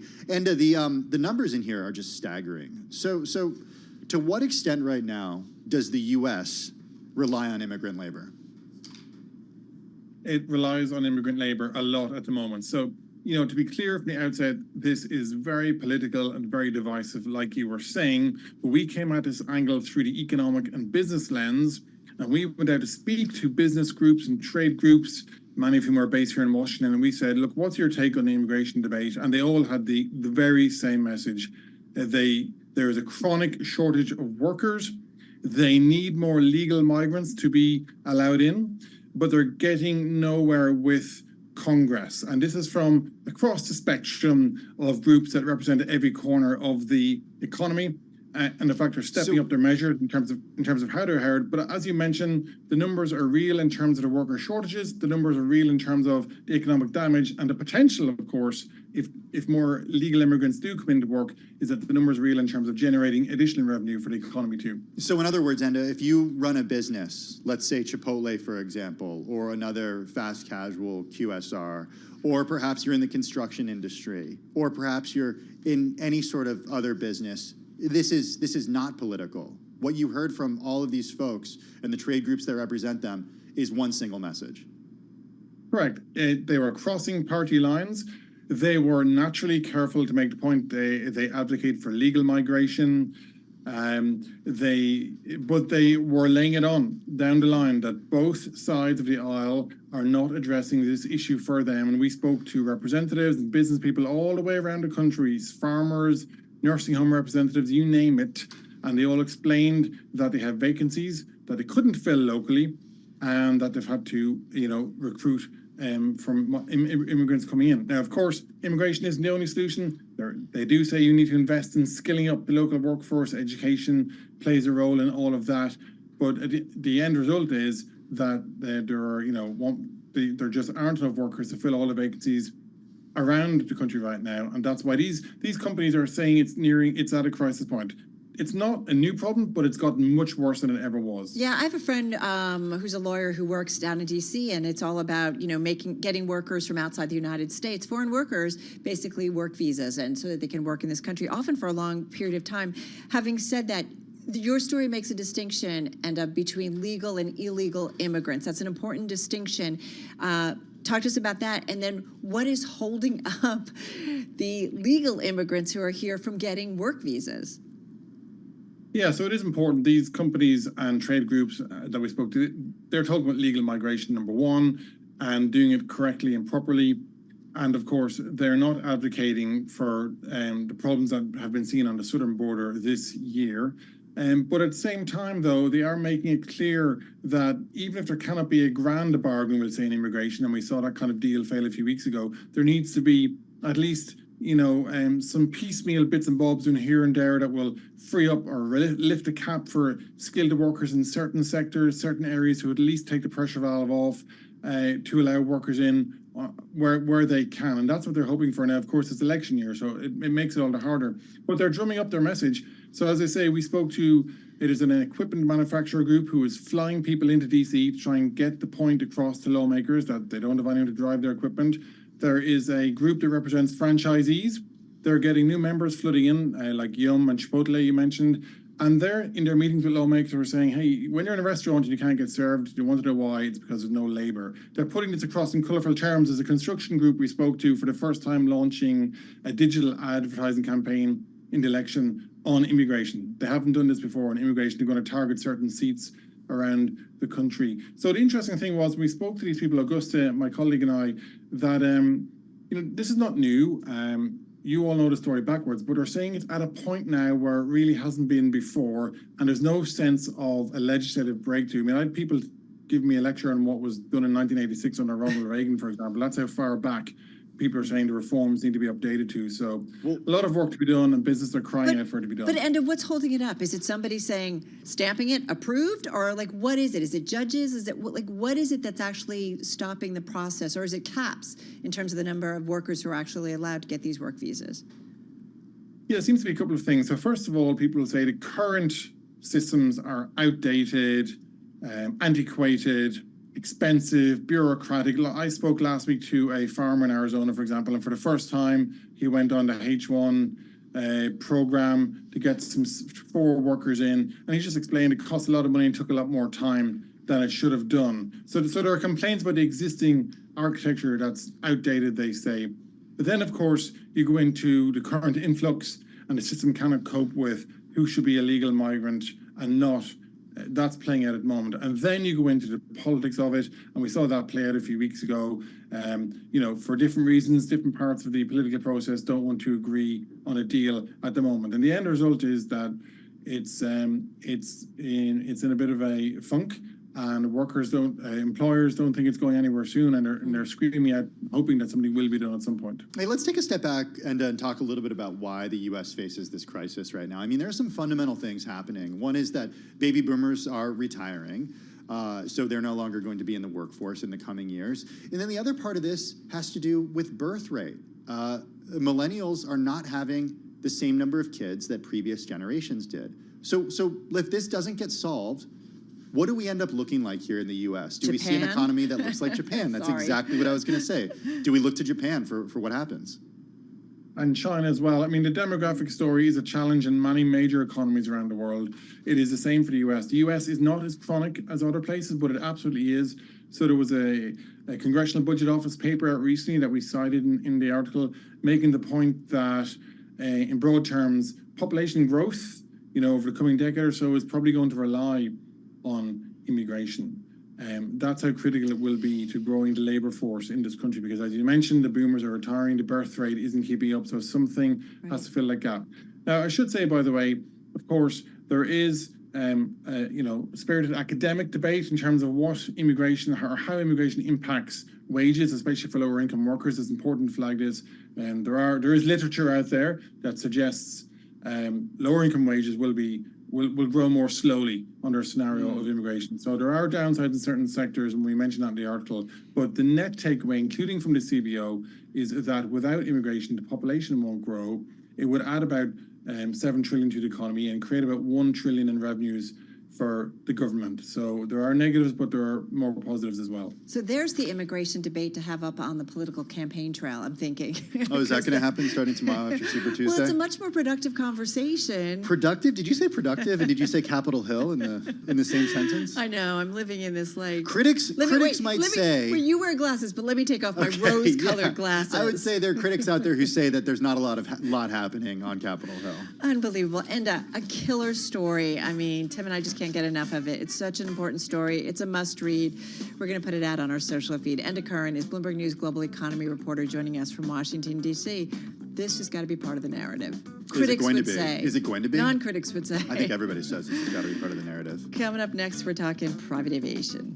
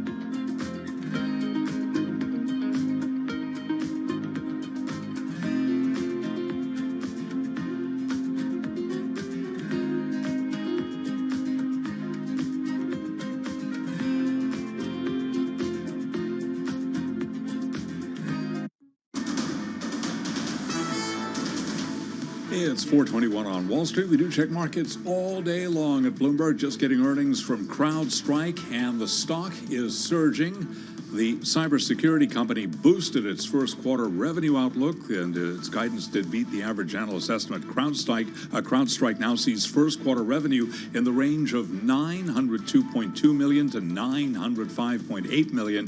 Estimates were for $898.8 million. So after ours, CrowdStrike shares, they are surging now. We've got CrowdStrike up by 16.9%. A down day on Wall Street, that perhaps putting it mildly, with a drop of 1% or more today for the Dow, the S&P, NASDAQ, and the NASDAQ 100 index. Stocks under pressure as a trio of tech heavyweights slid. Traders were wading through mixed economic data in the run-up to Jay Powell's testimony tomorrow to Congress. S&P down 52, a drop of 1%. The Dow down 404, also down 1%. NASDAQ lower by 267, a drop there of 1.6%. 10-year 4.13%, the 2-year 4.55%. So again today, the Dow, the S&P, NASDAQ all in the red. Spot gold today up 0.7%. 21.29 an ounce on gold. West Texas Intermediate down 0.7%. 78.16 a barrel. Bitcoin, what a surge there. We had Bitcoin trading at a record above $69,000 before retreating. Right now, Bitcoin is down 5.5%, 63,782. So again, recapping, equities lower across the board, red on the screen. S&P 500 index, not such a super Tuesday today, down by 1%. I'm Charlie Pelleton. That is a Bloomberg Business Flash. All right, Charlie, thank you so much. As Charlie just mentioned, stocks here in the United States lower, under pressure, some big tech heavyweights really putting pressure on the overall trade. And then, of course, you've got Jay Powell heading to Capitol Hill tomorrow. So we're kind of a little bit on edge. Hey, but we're going to stay busy. Yeah. That's what's good. Hey, we got Bloomberg News Deputy Team Leader for U.S. Equities, Jess Metten, with us. Jess, I think Carol and I were a little surprised late in the session to see some of the buying that came in. That, to me, is what's remarkable. Yes. Yeah. Going into the close, it's always important to see where the market closes. So how do you read into that? Well, that shows you too, because despite, and last week I was talking to y'all about Apple's weakness, and then today you're seeing that trading around 170. Last week I was talking to y'all about like being important for it to stay above that 180 level, but when you see a stock like that, of course Tesla's been having problems, and then another chip maker, AMD, also having some issues here with regard to China. So you have those and some of the chip makers that have been more of the high flyers this year beginning to turn there, but then obviously if you see some of that buying pressure going into the close, that's always a good sign. Something I actually like to look at for buying pressure is TRIN, the ARMS index. Yeah. But overall, when you have a setup like this, and to remind people, I mean, the S&P 500 has been on a tear the last 3 months. It's been up 16 of the past 18 weeks. We haven't seen something. Yes, exactly. We haven't seen a streak like that since, actually, I think it was 1971. Deutsche Bank had data on this. So it probably isn't surprising for some traders to see a day quite like this, because it's been a while since there's even been 2% down days in the last few months, just because things have been on the up and up. And it didn't end up being a 2% down exactly, day. it did not. 1% down day. Exactly. And so those are big things, especially heading into Powell. And to be sure about this, when it comes to stock traders, when Powell does go on Capitol Hill, you tend not to get too much information on the rates perspective, because, and what regards to policy, because usually he echoes what happened in the prior meeting. But we did get that CPI report a couple weeks ago that did come in a little bit hotter than expected. So looking at those pre-remarks usually come out a couple hours before the 10 a.m. When he is on Capitol Hill. So that's where investors and traders pre-market tomorrow morning are going to be focused on. All right, well, we'll have a lot to focus on, and certainly going to be top and center for us all tomorrow. All right, Bloomberg News Deputy Team Leader for U.S. Equities, Jess Metten, here in studio. This is Bloomberg. So kiss me and smile for me. Tell me that you'll wait for me. Well, back in January, Dassault Aviation shares fell the most in more than a year after the company said it sold only 23 Falcon business jets in 2023. That's almost two-thirds lower than the 64 it sold in 2022. Deliveries, Carol, in 2023 dropped to 26 business jets, missing its target of 35. All right, so some corporate news in this sector as of late. We're going to talk a little bit more about private aviation, because the use of private jets, you know the story, skyrocketing during the COVID pandemic. Wealthy people looking to limit exposure to public spaces, and airlines curtailed services on many routes. We did see demand, though, slow down last year amid economic uncertainty and carriers restoring schedules in 2019 levels, which means we wanted a gut check of kind of where we are on this specific day in time. Yeah, so we got Andrew Collins with us. He's president and CEO of Sentient Jet, also the co-CEO of the parent company FlexJet. Good to have you back with us, Andrew. How are you? Good to be back. Thank you. I'm doing great. Thank Good. you so much. So did you see any of that weakness in 2023 that Dassault referred to in their earnings report? You know, it's funny because we deal with a lot of OEMs at the FlexJet level, and we have a fleet of about 300 aircraft there. Original equipment manufacturers. For those Original who don't equipment know. manufacturers, sorry. Most people know, but you I know, like to- Embraer, Gulfstream, people like that, right? Thank you. So at the end of the day, actually, they had back orders, and we had delays in getting aircraft and things like that. So I don't want to call Dassault kind of an anomaly, but at the end of the day, we could fill that capacity, and we could take those aircraft on, and we continue to take aircraft on. But what about demand? Was demand in 2023 higher or lower than 2022? It depends on what you're looking at in the facet of the industry. So if you look at it from a fractional ownership standpoint, there was a lot of selling that happened and a lot of pent-up hours that happened. So we just had the most flying we've ever had in company history over President Day weekend, right? If you look at it from a jet card standpoint, which is Sentient Jet, we did see it kind of start to soften. And in the on-demand market, it is really getting back to kind of it's still growth over 2019, and you're still seeing some of the people retain from the pandemic, but it isn't like 21 and 22 where I think everybody was running around with their hair on Dig fire. into that demand over President's Day holiday. Were there deals? Like, I don't know how you guys do it in the industry. So what was it all about? No, it's you know, I'll tell you what. In 21 and 22, it was long hours, long days, and every day felt like what we call a peak day. It just felt like everybody wanted to fly persistently. It used to be that like a Monday or a Tuesday or, you know, you get a break. There was not a lot of breaks. Now what's happening is you're having high concentration days. And so in the fractional world, where somebody buys for a 5-year time horizon into an aircraft, they've bought the hours, they're going to use that. So the owner demand for that spikes on certain days. And so collectively, we've got the most hours under management we've ever had as a company, and it unlocked on President's Day How weekend. much is in inventory, those hours? Like, I'm always curious, like, do you guys look at that of like, okay, this is stuff that people have paid for, have to spend and use?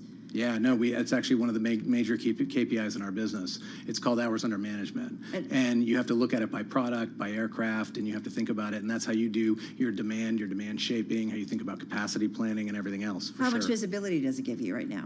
It gives me very good visibility. Like the forward looks really good. 12 months? It's still good. 24 months? Depends on how our year goes from a selling standpoint. Interesting, okay. Pilots, having trouble getting pilots?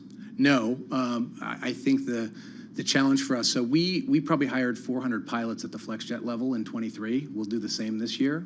I think what you have to think about is, number one, we actually try to hire the best of the best pilots. We don't look for just any pilot, right? So where are they coming from? Are they coming from regional carriers, or are they retiring from? No, they could be coming from a competitor. They could Okay. be coming from a regional carrier. Okay. They could be coming out of the military, okay?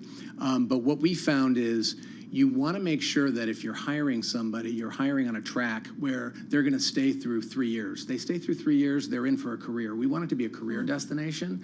We do find that, excuse me, we're actually competing more with commercial airlines than we are any other competitor, because the commercial airlines are really putting out large sums of money and large cash. And they're unionized, too, some of And them. they're unionized, but what people forget is the history of commercial, right, where there's furloughs and things happen, and so, you know, Bankruptcies, and so it looks very rosy right now.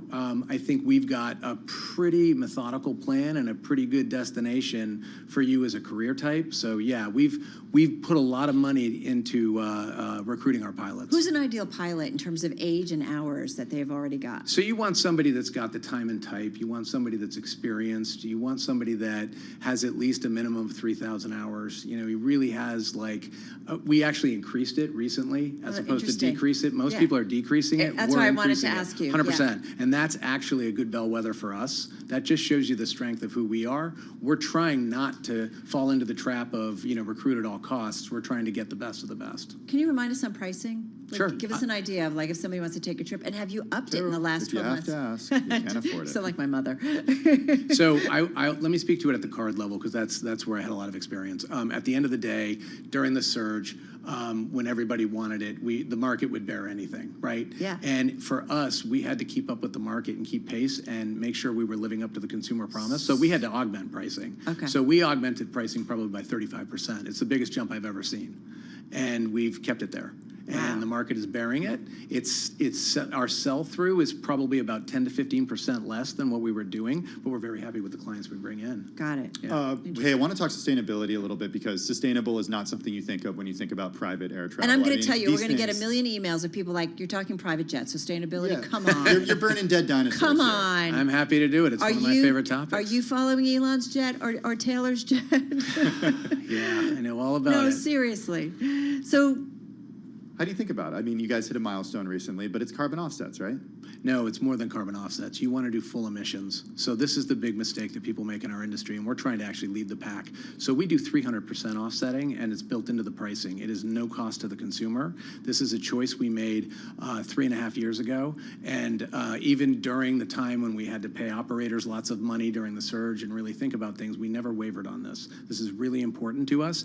You do a full emissions offset. It's not just doing carbon, a carbon offset. You're getting water vapors, aerosols, every imprint that you possibly can, you're factoring that in. And we work with a partner who's gone through and certified a lot of different projects to help us with this, plus registering our offsets and everything else. So it's really important to us. We've probably offset about 1.3, 1.4 million metric tons of carbon dioxide at this point, and we're going to keep going, and we've got millions earmarked for it.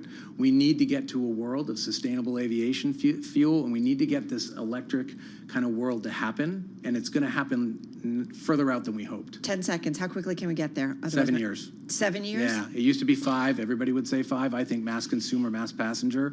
You'll see some hybrids, but I think it's about 5 to 7 years minimum. Ooh, Great stuff as always. Come back soon. Absolutely, anytime. Andrew Collins, President and CEO of Sentient Jet and co-CEO of the parent company FlexJet, joining us here in studio. Let's get a check of world and national news. We got any more? It's in the Bloomberg 99 newsroom. Amy.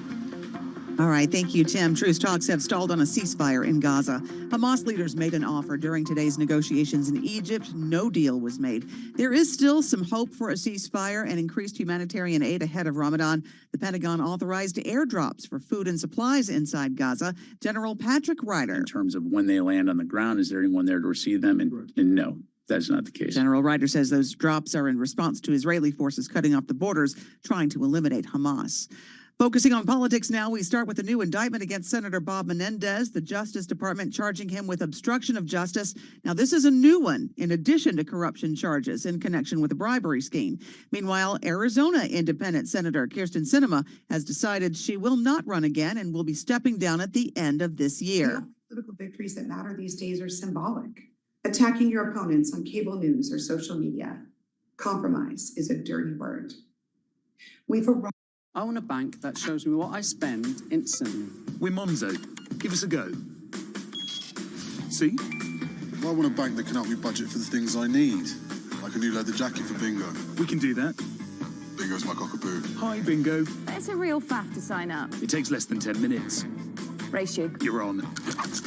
Time's up. How'd you get on? It's a draw. Is it? We hear you, Bingo. You make Monzo Monzo. Going to get her the nomination. We have special coverage of Super Tuesday results tonight with Bloomberg's Joe Matthew on a Balance of Power special starting at 8. Global news 24 hours a day, whenever you want it with Bloomberg.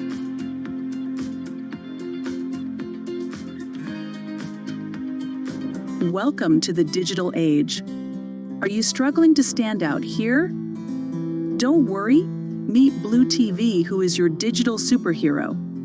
Blue TV is a multi-purpose online media network that also provides digital marketing services. We are based in Islamabad, Pakistan. We are expert in creative marketing, social media and digital marketing, search engine optimization, web design, page rank, and SERPs, video editing, recording and production. So, what are you waiting for? Pick up the phone and call or WhatsApp Blue TV on given number, or visit our Facebook page at facebook.com/blue.online.tv. With Blue TV, your business growth will be skyrocketed.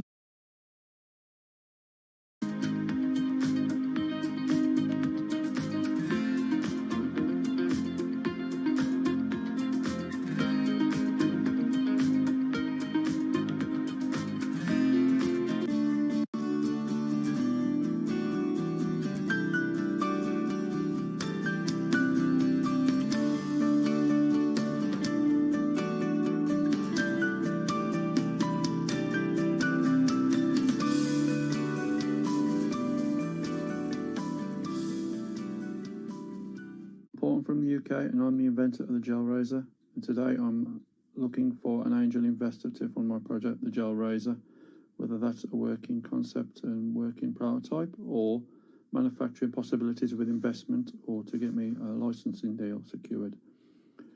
If you go in any supermarket today, you will see packets of razors sold separately with tins of mousse or gel. Hence I did all in one. The idea is you pressurise the handle, the gel flows through the reservoir up to the head of the razor, coating the blades, ready for shave. My target market is 18 plus, male or female, male blue version, female pink version. What I'm looking for in an investor is someone who's passionate, determined, shares my vision. That's an important step for me, and willing to succeed as I want it to succeed myself. Patented in the UK in 2021 September. With copyright protection, I have a logo for the Gel Razor, which you will see on my LinkedIn profile. Currently working with a company in the US who have done me a lovely sell sheet. Big up to them guys. So if you're interested, contact me on LinkedIn profile, Paul J. Gwilt, GWILT, or email me at mufc219@gmail.com.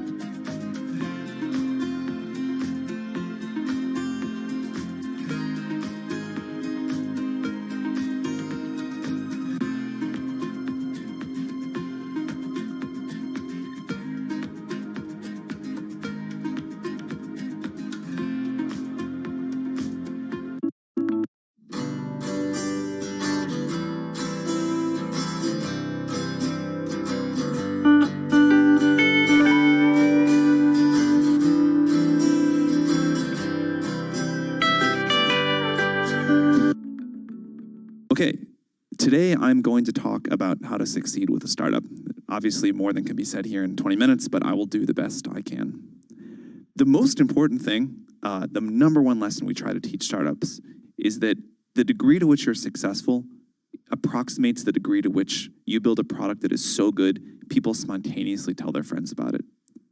Startups always ask us for the secret to success. They always want to believe it's something other than this, because this is really hard to do. But this is it. If you can build a product that is so good, people spontaneously tell their friends about it, you have done 80% of the work that you need to be a really successful startup. If you think about the most successful companies you know, Google, Facebook, whatever, you probably found out about them because a friend of yours said, you got to try this, it's great.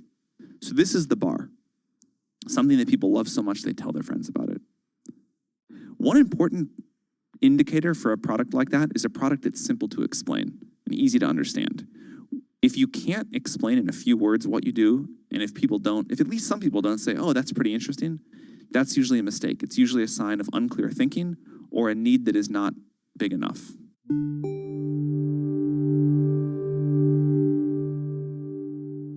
The S&P Nasdaq all ending the session in the red. S&P 500 index today down 52, a drop of 1%. Dow Industrials down 404, a decline also of 1%. The Nasdaq Composite Index down 267, a drop today of just about 1.6%. So a lot of red on the screen. What about equities? Where do they go from here? Nancy Prial is co-CEO and senior portfolio manager at Essex Investment Management, and she was a guest right here on Bloomberg Business Week. I don't think that this is going to be a one-day V-shaped back. My guess is that we're going to see a period of churning here.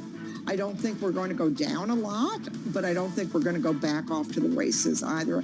And you can hear more of that conversation with Nancy Prial on the Bloomberg Business Week podcast. So here's where we ended the day. We did see some late day buying, but still a drop of 52 points on the S&P, down today by 1%, 5,078. The Dow is down 404, lower by 1% today.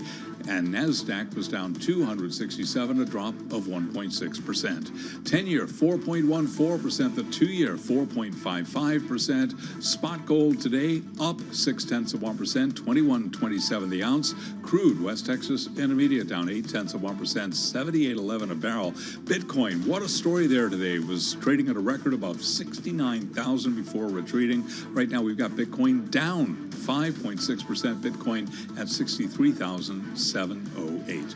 So again, recapping, stocks under pressure, S&P down 52 to 5,078, a drop there of 1%. I'm Charlie Pelleton. That is a Bloomberg Business Flash. Thank you so much for that update, Charlie Pellet. Well, perhaps you have some typical worries about climate change-induced natural disasters. Those could include maybe a flooded basement or being evacuated as the result of an out-of-control wildfire. Look, it's serious stuff. That's the easy stuff. To be sure. But what about being exposed to spewing plutonium and other radioactive dust? And I say easy, and I was being sarcastic in relation to what you were talking about now. Because that's what could happen after a nuclear weapons facility burns down, which, yes, has happened before, and almost happened last week. Yeah, Bloomberg Opinion's Mark Gungloff, he writes about how a hotter and more chaotic atmosphere is making it harder to build weapons and store contaminated materials safely. He is editor at Bloomberg Opinion. He joins us here in studio, and I said to him I was having kind of a cranky day, and then I read his story, and I'm like, what's the point? Are you crankier now? I'm a little worried and a little nervous. Tell us what happened last week. Well, last week, and actually it's still going on because there's this giant wildfire. Texas is currently still experiencing the biggest wildfires in its history. Right. One of the biggest of them, came within, I don't know, a few miles or so of this thing called Pantex, which is the biggest nuclear weapons facility in the country.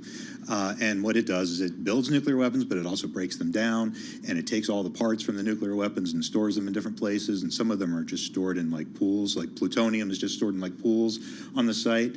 And this fire, this massive out-of-control wildfire, which currently, the last time I checked, was only 55% under control. It's still there, just hanging out around just above this nuclear plant, came really close to setting this nuclear plant on fire, this nuclear weapons plant on fire. And the risk there, of course, is if that plutonium and all that other fission, all that other breathable particulates Not that you good, can breathe right? in, it's generally what scientists would call not good. Yeah. You have to cite the science. Don't need a PhD here. But the reason we know it's not good is because there was a nuclear weapons maker back in the late 1950s that actually burned. So this has happened before. It's happened before. There's this place in Colorado, and it burned, and actually nobody knew about it for a long time. This is the way we did things back in the 50s and 60s. It burned twice, actually. It burned in the 50s, deposited a whole bunch of stuff. It was just a few miles outside of Denver, this place, and it burned and deposited all this radioactive stuff on the suburbs and in Denver, and then it did it again in the 60s. The disaster wasn't as bad in the 60s, but that was when they finally said, oh, hey, folks, actually, this has happened before, sorry. My dad did spend his early years there, so that might explain a few things. But Be kind to Tom. No, about me. Oh, about you. No, but it says something. First of all, I bet It's most not funny, I'm Americans, sorry. including myself, don't even know about these particular locations, if you will. But it also says something about it sounds like we don't have a plan in place to deal with this. No, it's very piecemeal. It's up to each individual site.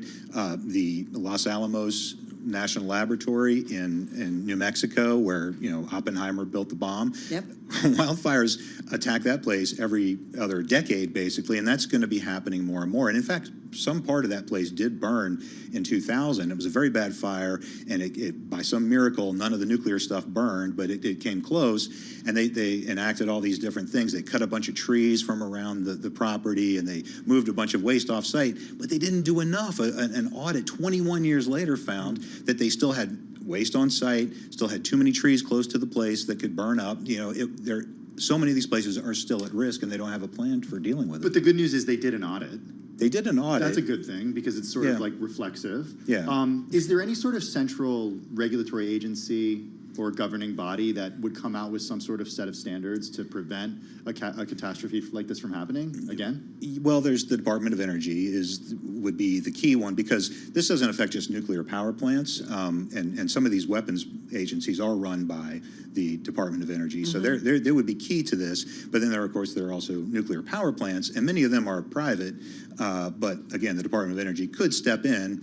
It may be politically difficult to do that, but it's something that we're going to have to do because you can't rely on an individual site to solve all these problems by itself. They can, and you don't want them to do it by, oh, there's a fire, or also the other things to worry about are like floods.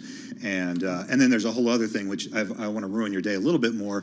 You know, Greenland is melting. Just pile it on, Mark. Sure. If the Greenland ice melts, we're going to release a bunch of nuclear waste that we stored there in like the 50s and 60s. And the Marshall Islands have a big dome covering up all this nuclear material. Yeah, you flick at that at the beginning of your story. Yes. That's bad. So these are things, yes. And so climate change is having an impact and will continue to have an impact on these sites in the future. And we need to have a plan for all of them going forward, not just the waste we've stored, but also the plants that are running now. Which is kind of interesting considering I think about it, was it about a year ago we were at NJIT and we talked a lot about nuclear energy and the rise, and we do see it globally. So it's not like this is going away anytime soon. The piles are accumulating. We have to deal with it. Yeah.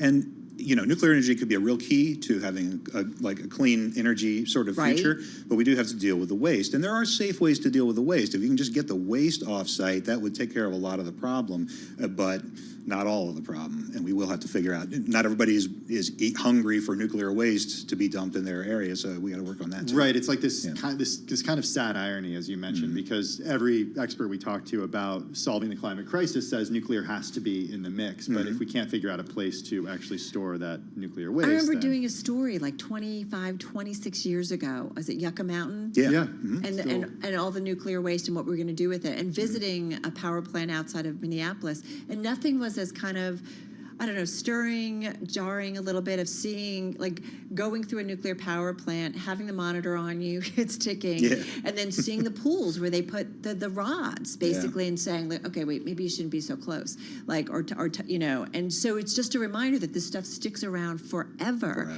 and that we really have to have a plan in terms of how we deal with it. Yeah, for sure. Mark, we have about a minute left. Can you leave us with any optimism? Could I have a smiley? Could you put a little smiley on your story? I'll put a little smiley face for you. I mean, this is an engineering problem. I mean, nuclear power can help us have a greener, cleaner future, and can help sort of slow down the global warming, slow down the climate change. So that's key. And it's an engineering problem. If we can figure out ways to harden these facilities against all kinds of weather, the chaotic weather that we're going to be seeing, then, you know, it can be safe. But we just have to be aware of the problem and start making plans to fix it. And I would assume groups have to be sharing information, like let's figure out the best way to do it, because we can actually get there much more quickly and probably more smartly. That's right. Best practices. People should be sharing that too. And they don't need the government to facilitate that. They can start talking to each other about that. All right. I feel a little bit better. I hope so. Hey, one way to feel better, maybe, is to subscribe to Mark's columns. It's what I did. So when he publishes these, I actually get an email. You can do that on the Bloomberg terminal, and you can also do that at Bloomberg.com. I don't know if I've subscribed yet. How do I subscribe? You got to subscribe. Just press the button. Also, OPIN Go on the terminal, Bloomberg.com/opinion. Lots of places. Mark Ongloff is editor of Bloomberg Opinion, a must-read when it comes to all things climate. Coming up next, we're going to check in with Doug Krisner, getting ready for Daybreak Asia. This is Bloomberg.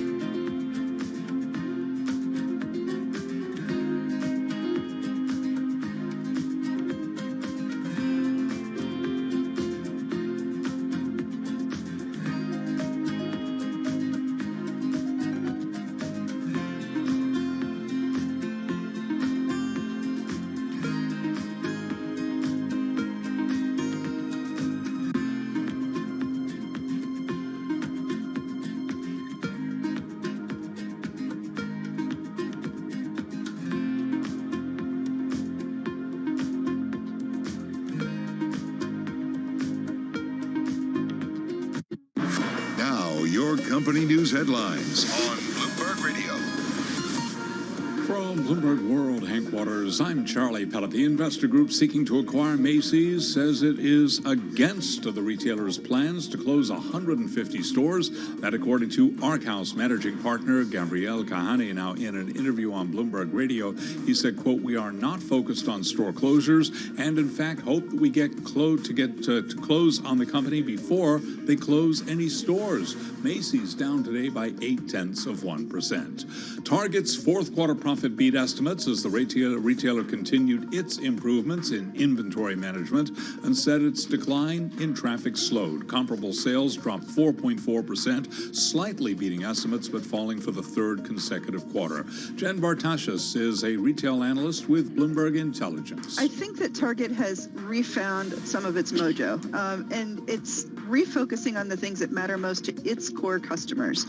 And so, once they got inventory under control and they really started, managing their entire supply chain a little bit better, now they're still refocused on what offers value, what's new, what's exciting. And Right. even though consumers are tired, that's what they're looking for. They want something fresh and something that they can afford. And you can hear more of that conversation on the Surveillance podcast. You can download it wherever you get your podcast. On a down day for the rest of the market, Target shares today advanced by 12%. An activist group seeking changes at Starbucks has withdrawn a slate of candidates for the coffee giant's board, citing progress in improving labor relations at the company. The Strategic Organizing Center, which advises union pension funds, said it withdrew the 3 candidates that are proposed in a high-profile campaign to add employee representation to the board. And those are our top company stories at this hour, and this is Bloomberg.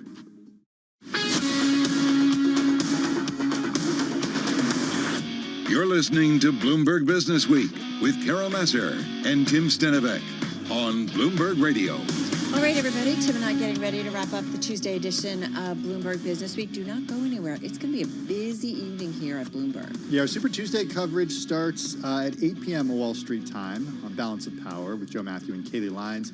And also playing a part in that is Doug Krisner, who's giving us an update on what's going on in Asia. So we were covering the NPC last night, and we got a kind of an unveiling of a lot of what the targets are now going to be for this year from it's a rubber stamp parliament. And the Chinese premier was talking about target rate for the economy, a growth rate of around 5%, which seems a little ambitious given everything that China is dealing with right now. But one of the interesting things, they didn't really back it up with a lot of big spending. And so you saw some weakness in Hong Kong overnight in the last session. I think the Hang Seng was down around 2.6%. So it was kind of underwhelming. I mean, they really didn't do a lot that was different from the last year. An increase in military spending of around 7.2%, which was the biggest that we've seen in 5 years. Perhaps the biggest announcement, 1 trillion yuan worth of these special ultra-long bonds as kind of special purpose as a way of raising revenue to maybe give a boost to the economy. Go ahead, what were you going to say? No, I was just thinking, I feel like, the Chinese government comes out and talks about some plans or doesn't give, says here's our target, but maybe doesn't give the programs to back it up. And the markets are like, no, like this isn't enough. Well, but is this I think that one of the things, and I'm going to bring Japan in only because we had a pretty hot reading on Tokyo inflation overnight too. And so now the market's really kind of getting closer to this idea that the BOJ is going to make a change in policy. It may Which be is remarkable, right? Right, after a long time. So Japan has been in deflation now for more than 30 years. China is in a deflationary trap right now. And I think that leadership in China realizes you're not going to get out of this problem by, raising more debt to deal with a debt problem. Right. So it's going to be necessary, a period of pain that they're just going to have to endure. I heard an interesting statistic. I know you and I listen to Surveillance a lot in the morning, and they had a guest on, I can't remember if it was Constance Hunter or somebody else, but just saying that the exposure of real estate in China is such a bigger part of, I think, their GDP versus what real estate was for the U.S. during the great financial crisis, and that just saying, look at how long it took for us to get out of that, that just then extrapolate that in terms of how long it will take China to get out of its own real estate problem. Well, Gerard DePippo, senior geoeconomic analyst, mentioned that part of the economy a lot in our conversation with him earlier. We ended up talking a lot about China today, whether it was China and Tesla, China and iPhones, AMD. Exactly. So there are three stories. Those three stories are all China related. Yeah. Exactly. Tesla's sales are slipping. AMD has hit a wall with its new chip. The supposed American to be specific government, for that well, market? but the American authorities, Commerce Department, really is saying no. It's still too powerful for the Chinese market. And then data from an independent researcher saying that iPhone sales were down 24%. So just in the last minute that we have with you, Doug, how do you tie all those stories together? Weak consumer in China, bad sentiment picture, and this is the big puzzle piece that we just don't have a solution for right now. How are you going to reinvigorate consumer demand in China? Well, which doesn't take away from the fact that on the iPhone story and on the Tesla story, there's a lot of domestic competition. Right. Perhaps at a lower price point. But still, I mean, the Chinese consumer is not in great shape. But if you're, an individual in China and you put a lot of your money into real estate and then that has gone, upside down, if you will, or you have nothing to show for it, you're not necessarily going to go out there and spend. The CIO, I was mentioning this yesterday, but you were not here. The CIO of Goldman Sachs Wealth Management, Sumreen Masavrami, I think, is.